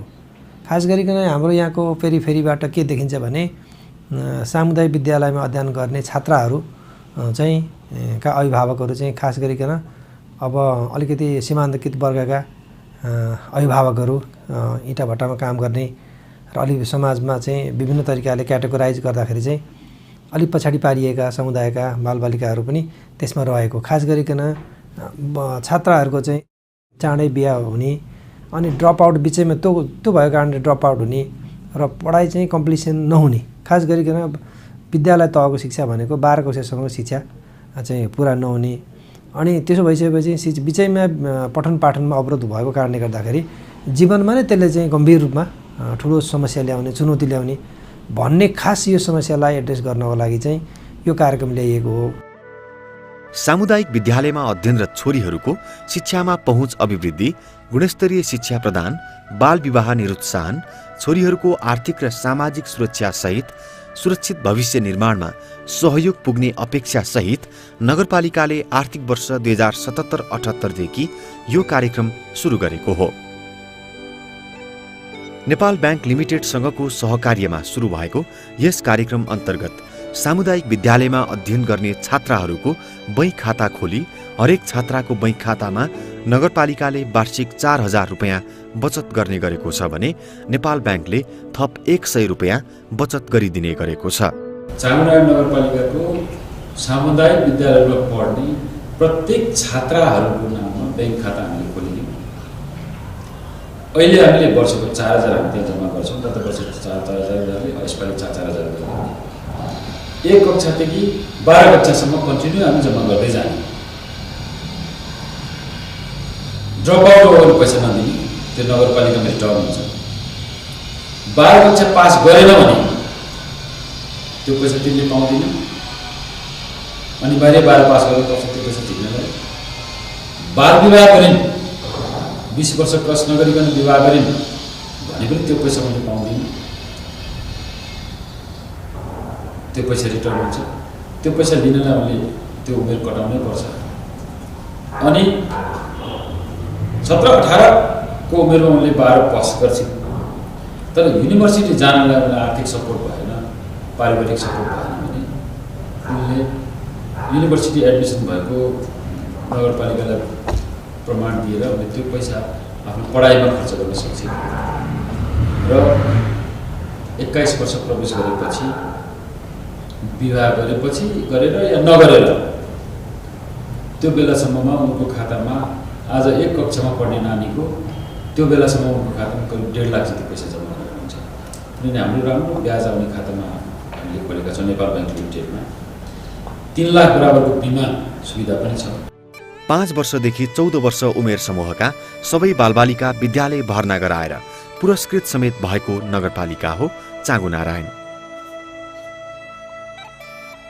तर भर्ना भएपछि विभिन्न कक्षा पढ्दा पढ्दै विद्यार्थीले विद्यालय छोड्ने क्रम देखिन थाल्यो र त्यसमा पनि विद्यालय छोड्नेमा छात्राको संख्या धेरै भएपछि त्यसलाई रोक्ने प्रयास स्वरूप यो कार्यक्रम लागू भएको हो।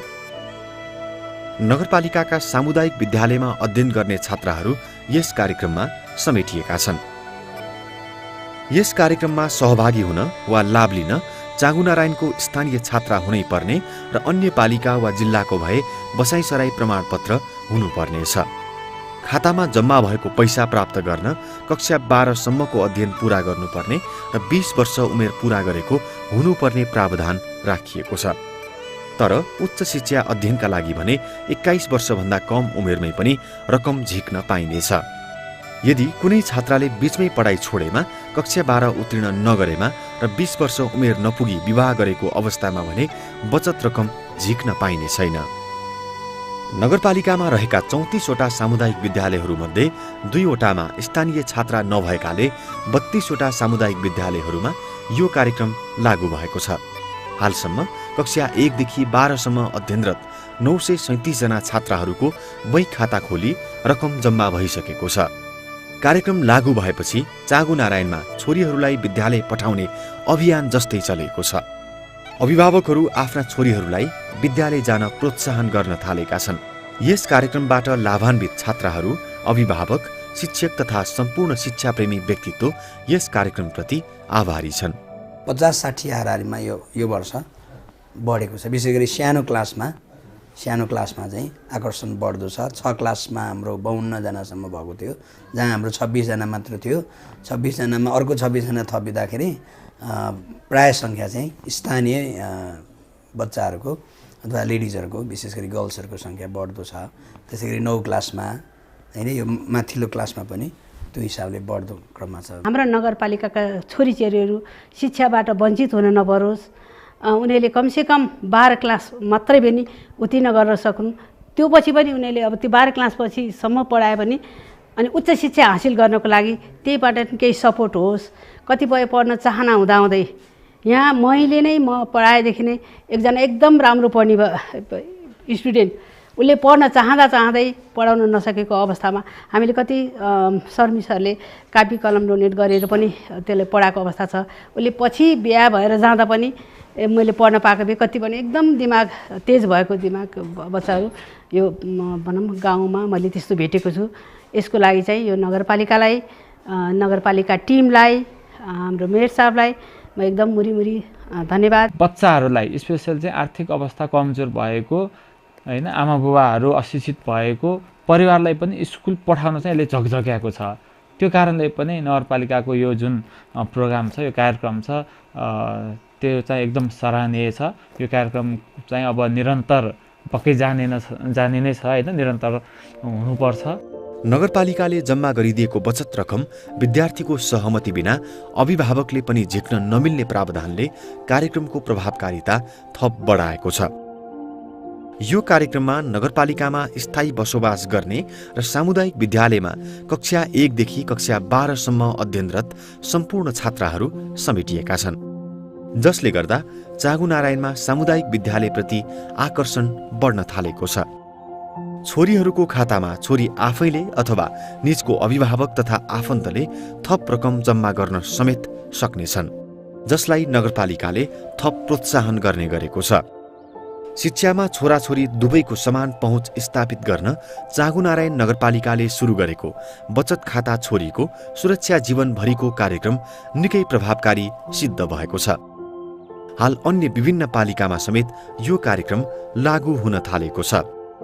स्थानीय तहका यस्ता उदाहरणीय कदम समृद्धि यात्राका बलिया पाइला हुन्। बैंक खाता छोरीको सुरक्षा जीवनभरिको यस कार्यक्रम यस समुदायमा लागू भएदेखि यस समुदायका सम्पूर्ण छोरावर्गले मात्र नभई छोरी वर्गले पनि शिक्षाको अवसर पाएका छन्। त्यसले गर्दाखेरि हाम्रो जीवनमा राम्रो कामहरू हुन्छ, हामीले जीवनमा उच्च शिक्षाहरू हासिल गर्न सक्छौँ। हामी जस्ता माध्यम वर्गका छोरीहरूलाई चाहिँ पढ्नलाई सजिलो बनाउँछ। यस खाता खोलिदिएकोमा म धेरै खुसी छ र सब छात्राहरू पनि खुसी छ। यो कार्यक्रम ल्याइदिएकोमा चाँगुनारायण नगरपालिकालाई हामी सबै छात्र विद्यार्थीहरूको तर्फबाट धेरै धेरै धन्यवाद।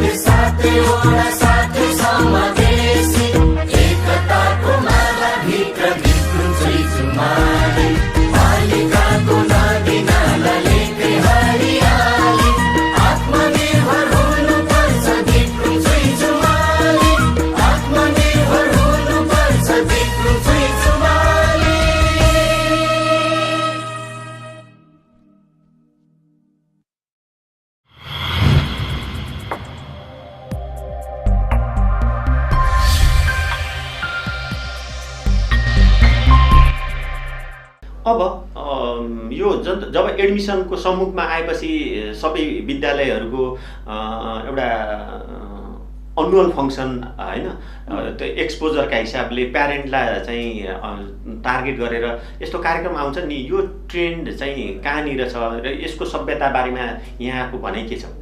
अब जस्तो कस्तो ट्रेन्ड भन्नुभयो, जस्तो स्कुलहरूको एनुअल फङ्सन हुन्छ नि, स्कुल प्यारेन्ट्स डे भनेर के भनेर जब इक्जाम आउँछ अगाडि पनि हुन्न, ठ्याक्कै यही बेला गर्ने कारण के होला? त्यो चाहिँ के हो त भन्दाखेरि संस्थागत विद्यालय अथवा प्राइभेट स्कुलहरूले चाहिँ एउटा सेसनको बिच समयदेखि नै आफ्नो वार्षिक विभिन्न कार्यक्रमहरू गर्दै आएका हुन्छन्। र जस्तै हामीले कुनै विद्यालय मङ्सिरदेखि सुरु गर्छन्, कुनै विद्यालय पुसबाट सुरु गर्छन्, किनभने बिचमा पढाउनु पनि त पऱ्यो, कोर्स पनि त सिद्ध्याउनु पऱ्यो नि त। र कोर्स चाहिँ करिब 70% 80% पुगिसकेपछि धेरै विद्यालयले के छ भने एक्स्ट्रा एक्टिभिटिजतिर चाहिँ विद्यार्थीहरूलाई लगेको हामीले पाउँछौँ। एनुअल फङ्सनहरूको महत्त्व पनि के छ? अनि त्यसपछि के भयो त भन्दाखेरि विभिन्न किसिमका कार्यक्रमहरू गर्छौँ। त्यसको अन्तिममा चाहिँ हामी एनुअल फङ्सन गर्ने प्रोग्राम गर्छौँ, जस्तो स्कुलको वार्षिक उत्सव तथा अथवा प्यारेन्ट्स डे चाहिँ प्रत्येक विद्यालय गर्ने गरेको छ। र त्यो चाहिँ के त भन्दाखेरि र बच्चाहरूमा रहेको होइन एउटा आफूमा रहेको प्रतिभालाई प्रस्फुटन गराउनको लागि र मेरा बच्चाहरूले कतिको विद्यालयमा पढेर चाहिँ के सिकेका छन् र कस्तो सिकेका छन् भन्ने कुरो प्यारेन्ट्सहरूलाई अनुभूति गराउनको लागि गरिने कार्य चाहिँ त्यो प्यारेन्ट्स डे हो। अब यता यहाँहरूको अथोरिटीले, एजुकेसनको अथोरिटीले जुन खालको स्कलरसिपका सवालमा जुन खालको रुलिङ गरेको छ, यसको अहिले तत्कालीन मोडल के छ र यहाँको टिप्पणी के छ त्यसमा? यहाँभन्दा पहिला चाहिँ के थियो त भन्दा जब सेसन स्टार्ट हुन्थ्यो त्यसको 1.5 महिना 2 महिनापछि चाहिँ एउटा स्कलरसिप चाहिँ हामीले 10% बुझाउने गरेका थियौँ। र त्यसमा चाहिँ के छ त भन्दा विद्यालय निरीक्षक, शोक व्यक्ति र सञ्चालक समितिको एउटा बैठक बसेर त्यसबाट पारित गरिसकेपछि हामीले महानगरमा त्यसलाई सिफारिस गरेर पठाउँथ्यौँ र त्यो 10% पुऱ्याएर हामीले पठाउँथ्यौँ। त्यही नै सदर हुन्थ्यो। र अनि केही चाहिँ महानगरपालिका आफ्नो छिमेकी वडाहरूबाट चाहिँ सिफारिस आउँथ्यो, फलानुलाई चाहिँ स्कलरसिप दिनु भनेर आउँथ्यो होइन। त्यो अनुसार हामीले फाइलिङ गरेर त्यसलाई 10% पुऱ्याएर हामीले महानगरलाई चाहिँ विद्यालयको निरीक्षक, शोध व्यक्ति, सञ्चालक समितिको एउटा बैठक बसेर हामीले महानगरमा सञ्चालक समितिको बैठकको प्रतिलिपिसहित चाहिँ आफ्नो लेटर हेडमा चाहिँ पत्र बनाएर हामीले बुझाउँथ्यौँ। तर अहिले चाहिँ के भयो त भन्दा सेसन भर्खर समाप्त भएको छ।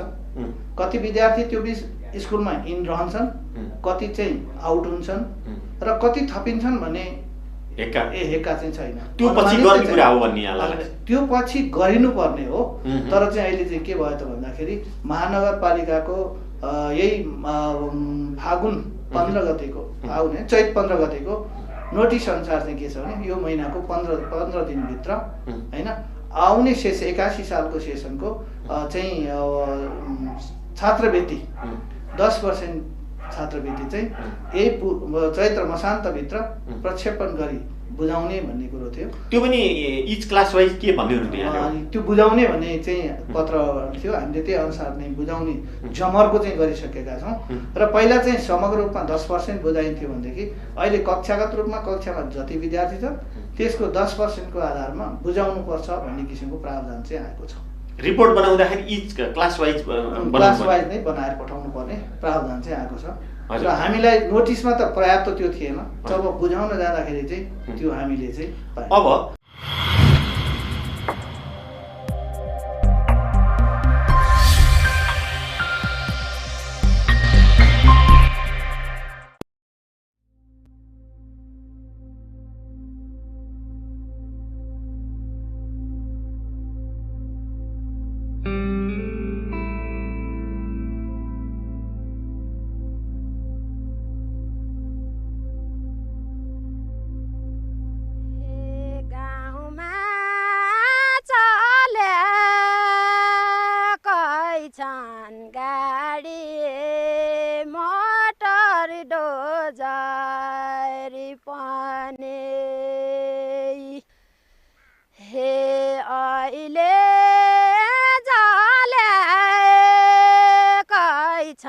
घर घर बेजोले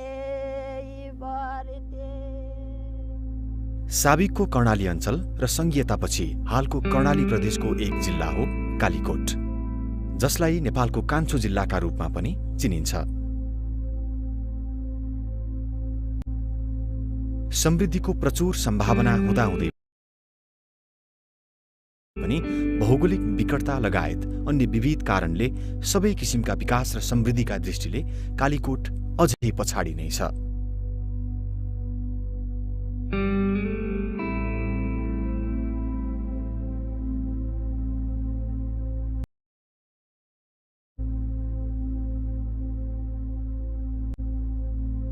संघीयतापछि स्थानीय तहको निर्वाचन भए पश्चात भने कालीकोटको विकास र समृद्धि यात्रा पहिले भन्दा केही द्रुत अनि प्रभावशाली बन्दै गएको छ।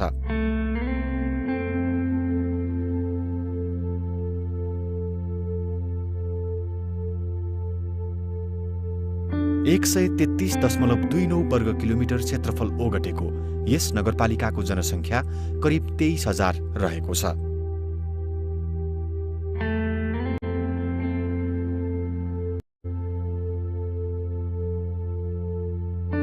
विक्रम सम्वत 2073 सालमा घोषित यस नगरपालिका उच्च पहाडी भेगमा अवस्थित छ।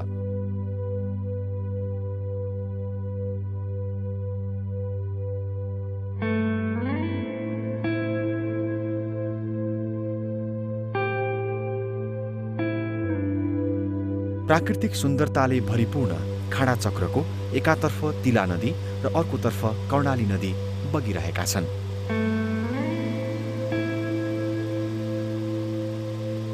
सबै किसिमका विकासलाई मूर्त रूप दिने भौतिक पूर्वाधार विकासमा खाडाचक्र नगरपालिकाले विगत 5 वर्षमा उल्लेखनीय कार्य गरेको छ। कर्णाली राजमार्ग खुलेपछि समृद्धिको आशाको किरण झुल्किएको कालीकोटको यस नगरपालिकाले शाखा सडक सञ्जाल विस्तार गरी गाउँ गाउँसम्म पुर्याउने प्रयास गरिरहेको छ।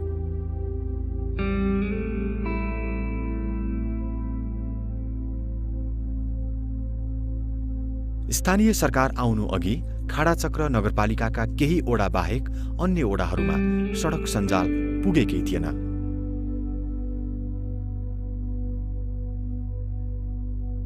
एघारवटा ओडामा बाँडिएको यस नगरपालिकाको सबै ओडा कार्यालय जोड्ने मूल सडक सधैँ सञ्चालन हुन सक्ने गरी निर्माण भइसकेको छ। अहिले सबै ओडामा लगभग ट्र्याक ओपन भइसकेको अवस्था छ बाटोको उसमा। त्यसपछि आएर भौतिकैका कुरामा अब सिँचाइ कुलाका कुराहरू छन्। त्यसपछि आएर विद्यालय भवनका कुराहरू भए त्यसपछि आएर यो स्वास्थ्य इकाइका सामुदायिक स्वास्थ्य इकाइका भवनहरू निर्माण गर्ने काम र वडा कार्यालयहरूको मर्मत सम्हार गर्ने कामहरू भौतिक पूर्वाधारमा भए। त्यस्तै किसिमले अब एक धाराको अवधारणा लगभग 1 वर्षमा अब सबै वडाका सबै ठाउँमा त्यो धाराहरू निर्माण पनि खानेपानीकैसँग भौतिक पनि जोडिएको हुनाले मैले त्यहाँनिर जोडेँ। त्यस्तै गरेर अब बाटोको पनि अहिले हामीले जहाँ जहाँसम्म बाटो पुर्याएका छौँ ती बाटाहरू पुलका कुराहरू छन्। स्वास्थ्य जिल्ला अस्पतालका भवनको निर्माणका कुराहरू भए। राजमार्गका पुलको पनि आफ्नै पहल मेरै पहलमा ती कुराहरूमा पनि जोडिएका छन्। फेरि थप शेराबाडा र यता मोल्पाको तरफ पनि 2टा पक्की पुलको अब प्रयास भइरहेको छ। र यो सडक जुन राजमार्ग छ राजमार्गको पनि बजेट पहिला एकदम न्यून आउँथ्यो। मैले त्यहाँको विभागमा सडक विभागमा गएर त्यसपछि मन्त्रालयमा समन्वय गरेर अलि थुप्रै बजेट आएर यो बाटोको पनि स्तर उन्नति बनाउँ यसको पिच हुने काम पनि भइरहेको अवस्था छ।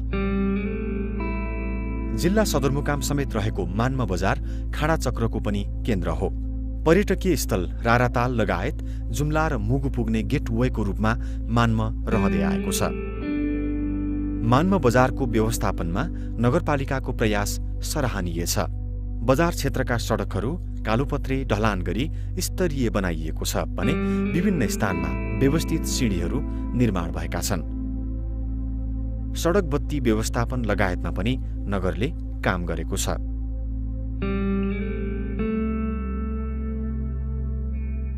राजमार्गबाट वडा नम्बर 3 र 4 का गाउँ जोड्ने सडक निर्माण भइसकेको छ।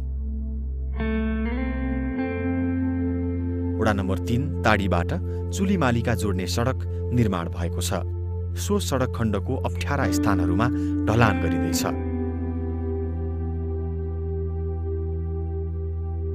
राजमार्गमै पर्ने वडा नम्बर 5 राताडाबबाट गाउँ बस्ती हुँदै चुली जोड्ने सडक निर्माण भइरहेको छ। वडा नम्बर 6 मोल्फाबाट दाहा हुँदै चुलीमालीका जोड्ने सडक निर्माण लगभग सम्पन्न हुने चरणमा छ। यस्तै वडा नम्बर 7 पिली बजारबाट वडा नम्बर 9 पाखा, वडा नम्बर 10 चौकी हुँदै छिमेकी तिलागुफा नगरपालिका जोड्ने सडक ग्राभेल सहितको व्यवस्थित बनाइएको छ।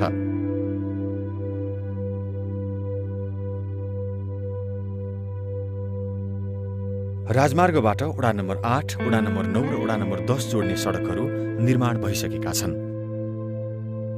यस्तै मान्मा बजारबाट वडा नम्बर 11 बदालकोट जोड्ने सडक दमादम निर्माण भइरहेको छ। वडा नम्बर 2 स्थित मेगर खोलाबाट वडा नम्बर 4 बद्रीगाउँ हुँदै वडा नम्बर 3 ताडी स्थित राजमार्ग जोड्ने सडक पर्खाल, नाली, ग्राभेल गरी विभिन्न स्थानमा व्यवस्थित ढलान गरिएको छ।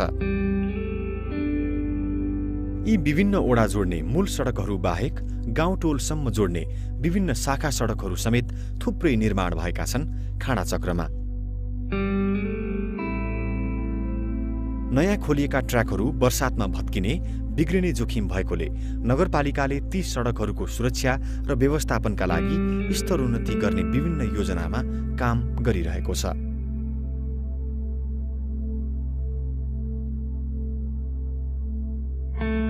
नगरपालिकाकै पहल र सक्रियतामा कर्णाली राजमार्ग अन्तर्गत नै पर्ने वडा नम्बर 2 स्थित सेरीघाटमा पक्की मोटरेबल पुल निर्माण भई सञ्चालनमा आएको छ भने तिला नदीमा पनि पक्की मोटरेबल पुल निर्माण सम्पन्न भइसकेको छ।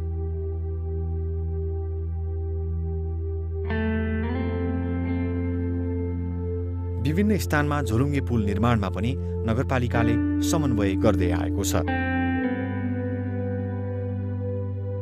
भौगोलिक कठिनाई र सीमित स्रोत साधनका बावजुद पनि सडक पूर्वाधार विकासमा खाडाचक्र नगरपालिकाले गरेको काम निकै सराहनीय छ।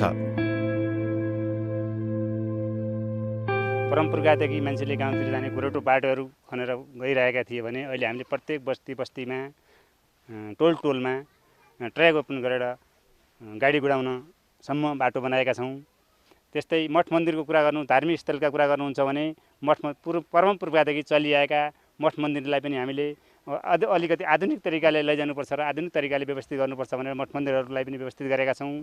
त्यस्तै विद्यालय क्षेत्रतिर विद्यालयमा जीर्ण अवस्थामा रहेका विद्यालय भवनहरू संरचनाहरू हामीले अहिलेको आधुनिकमा भूकम्प रहित भवनको व्यवस्थापन गरेका छौँ सबै वडाहरूमा, बस्तीहरूमा। त्यसपछि प्रत्येक हामीले विद्यालयमा विशेष गरी खेल मैदानको व्यवस्थापन गरेका छौँ।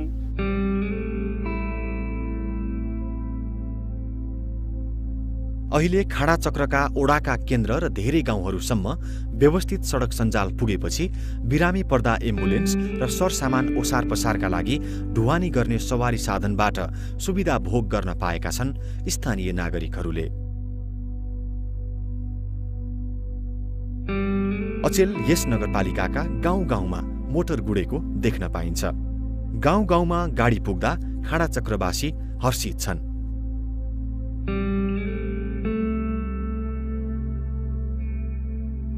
पहिला खानेपानीको लागि 1 घन्टा हिँड्नु पर्थ्यो।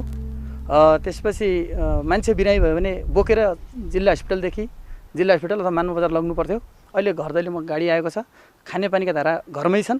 भनिकन हामीले अब हेरी सोलर आया अनि चुला आउँदैछन्, बिजुली बत्ती आउँदैछन्, बाटा आउँदैछन्, गाडी आउँदैछन्। अहिले हाम्रो राम्रो भएको छ गाउँमा। अब जे होस् विकास निकास बनिएको छ अनि बनिने हो भन्ने हामीलाई प्रार्थना पनि छ। त्यही बेले हाम्रो गाउँ अहिले राम्रो भएको छ। यस्तो राम्रो यस्तो एरिया बनिएको छ। हाम्रो मन्दिर लागेका छन्, हाम्रो सिँचाइ कुला बनिएका छन्, अनि हाम्रा पोखरी बनिएका छन्, हाम्रा वन जङ्गल बनिएका छन्। अहिले हाम्रो राम्रो ठाउँ बनिएको छ। पहिला हामीलाई कस्ता दुःख पीडा कस्ता छिया भारी बोकेकै हुन्थ्यौँ अनि उकाला ओह्राला हिँडिरहन्छौँ। अहिले त हामी टक्क गाडीमा जान्छौँ, गाडीमा आन्छौँ, कस्तो रमाइलो अरिकन हिँड्छौँ।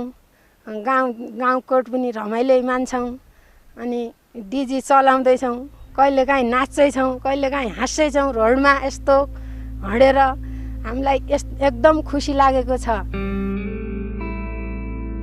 विभिन्न कारणले आफ्नै प्रशासकीय भवन र सम्पूर्ण ओडा कार्यालय भवन निर्माण गरी नसकेको यस नगरपालिकाका केही ओडाहरूका आफ्नै पक्की सुविधा सम्पन्न भवन निर्माण भएका छन् भने बाँकी भवन निर्माण गर्ने योजना भने बनाइएको छ।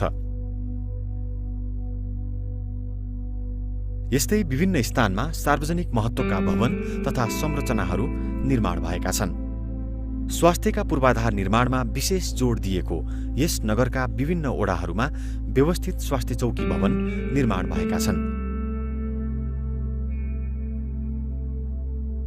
नगरभित्रै रहेको जिल्ला अस्पताललाई सुविधा सम्पन्न र पूर्वाधारयुक्त बनाउन नगरपालिका अहोरात्र लागि परेको छ।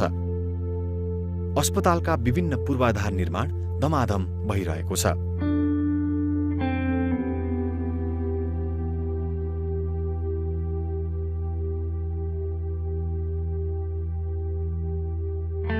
शिक्षा क्षेत्रको विकासका लागि आवश्यक पूर्वाधार निर्माणमा यस नगरपालिकाले प्राथमिकताका साथ काम गर्दा विगत 5 वर्षमा खाडा चक्रका सामुदायिक विद्यालयहरू पूर्वाधारका दृष्टिले विकसित बन्दै गएका छन्। विद्यालय भवन, खेल मैदान, शौचालय, खानेपानी जस्ता संरचना निर्माणमा नगरपालिकाले चासो दिएको छ।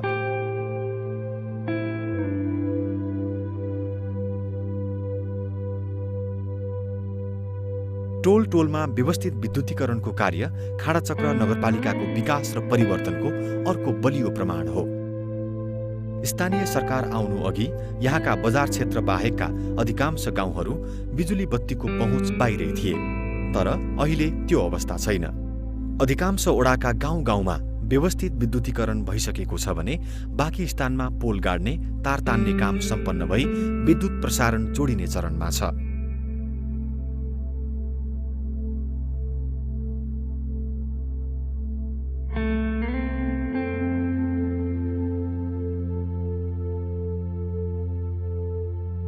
सम्पूर्ण घर परिवारलाई पर्याप्त खानेपानीको प्रबन्ध मिलाउने नगरपालिकाको लक्ष्य अनुरूप काम हुँदा 5 वर्षबीच थुप्रै खानेपानी आयोजनाहरू निर्माण भए।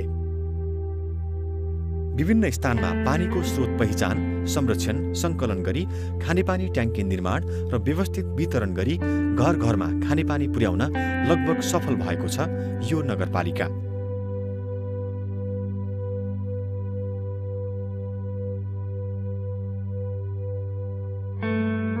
स्थानीय सरकार आउनु अघि सिंचाई अभावका कारण यहाँका कृषियोग्य जमिन हिउँद र पानी नपरेको समयमा बाँझै राख्नुपर्ने बाध्यता थियो। खाडाचक्र नगरपालिकाले जनप्रतिनिधि प्राप्त गरिसकेपछि विभिन्न ओडा र टोल टोलमा व्यवस्थित सिंचाई पोखरी, सिंचाई कुलो निर्माण गरी सञ्चालन गर्नाले लगभग सबै कृषियोग्य जमिन सिंचित भएका छन्।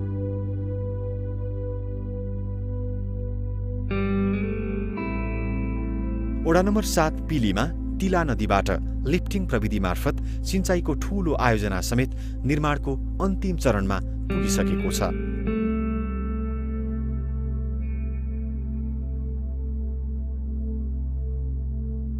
नगरपालिकाको फोहोर व्यवस्थापन केन्द्र निर्माणको अन्तिम चरणमा छ। सञ्चालनमा आउँदा नगरपालिकाको बजार क्षेत्रको फोहोर व्यवस्थापनमा देखिएको समस्या पूर्ण रूपमा हल हुने निश्चित छ। फोहोर सङ्कलनका लागि नगरपालिका आफैले सवारी साधनको प्रबन्ध मिलाएको छ।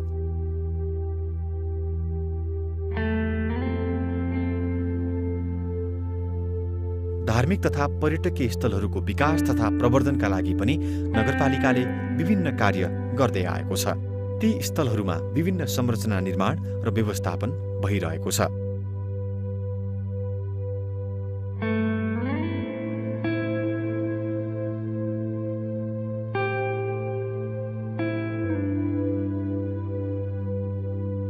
कर्मचारी र जनप्रतिनिधि बीचको सुसम्बन्ध र जनता लक्षित कार्य सम्पादनले गर्दा खाडाचक्रमा देखिने गरी परिवर्तन आएको हो।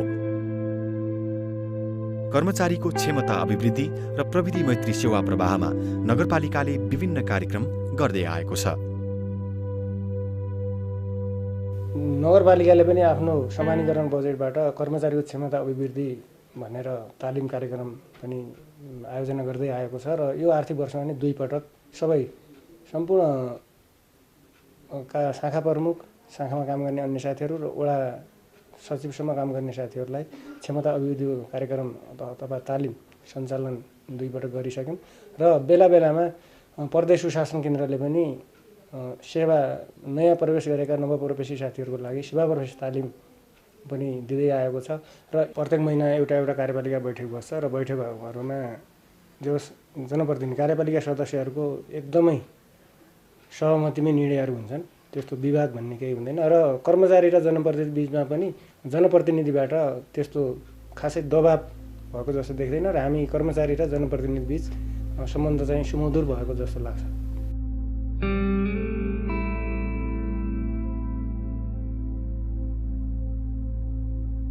प्रविधि मैत्री सेवा प्रवाह गर्दै सुशासन स्थापित गराउन नगरपालिका प्रयासरत छ।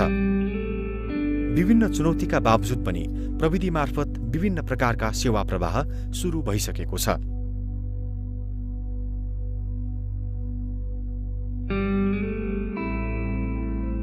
विगत 4 वर्षदेखि काम गर्दै आउँदा हामीले सूचना मैत्री नगरपालिका बनाउने लक्ष्यसँगै हामीले समथिङ 50% काम गरिरहेका छौँ र जुन हामीले यो सूचना प्रविधि सम्बन्धी हाम्रो नगरपालिका मोबाइल एप्स पनि युज गरिरहेछौँ। अहिले अडियो नोटिस बोर्डका कुराहरू छन् अनि त्यसै अब सूचना प्रविधिका माध्यमबाट हामीले जनतालाई यसरी नै सेवा सुविधा दिइरहेका छौँ र अब हामीले अब के गर्ने भन्ने भइरहेछ भने अब मेन भनेको एउटा डिजिटल प्रोफाइल बनाउनेमा छौँ र त्यसपछि अब अडियो बोर्ड पनि राख्ने भन्ने भइरहेछ र अनि सेवा सुविधा हामीले सेवा गराइलाई यता यो राजस्व सफ्टवेयर पनि हामीले डेभलप गरेका छौँ। त्यसपछि अर्को यो योजना सम्बन्धी पनि डेभलप गरेका छौँ। योजना अनुगमन समितिमा सक्षम कार्य समूह रहँदा खाडा चक्रको 5 वर्षे कार्यकालमा योजना अनुगमनको पाटो चुस्त रह्यो। यस्तै न्यायिक समितिको प्रभावकारी कार्य सम्पादनले गर्दा नागरिकले नगरबाटै न्यायको प्रत्याभूत गर्न पाए।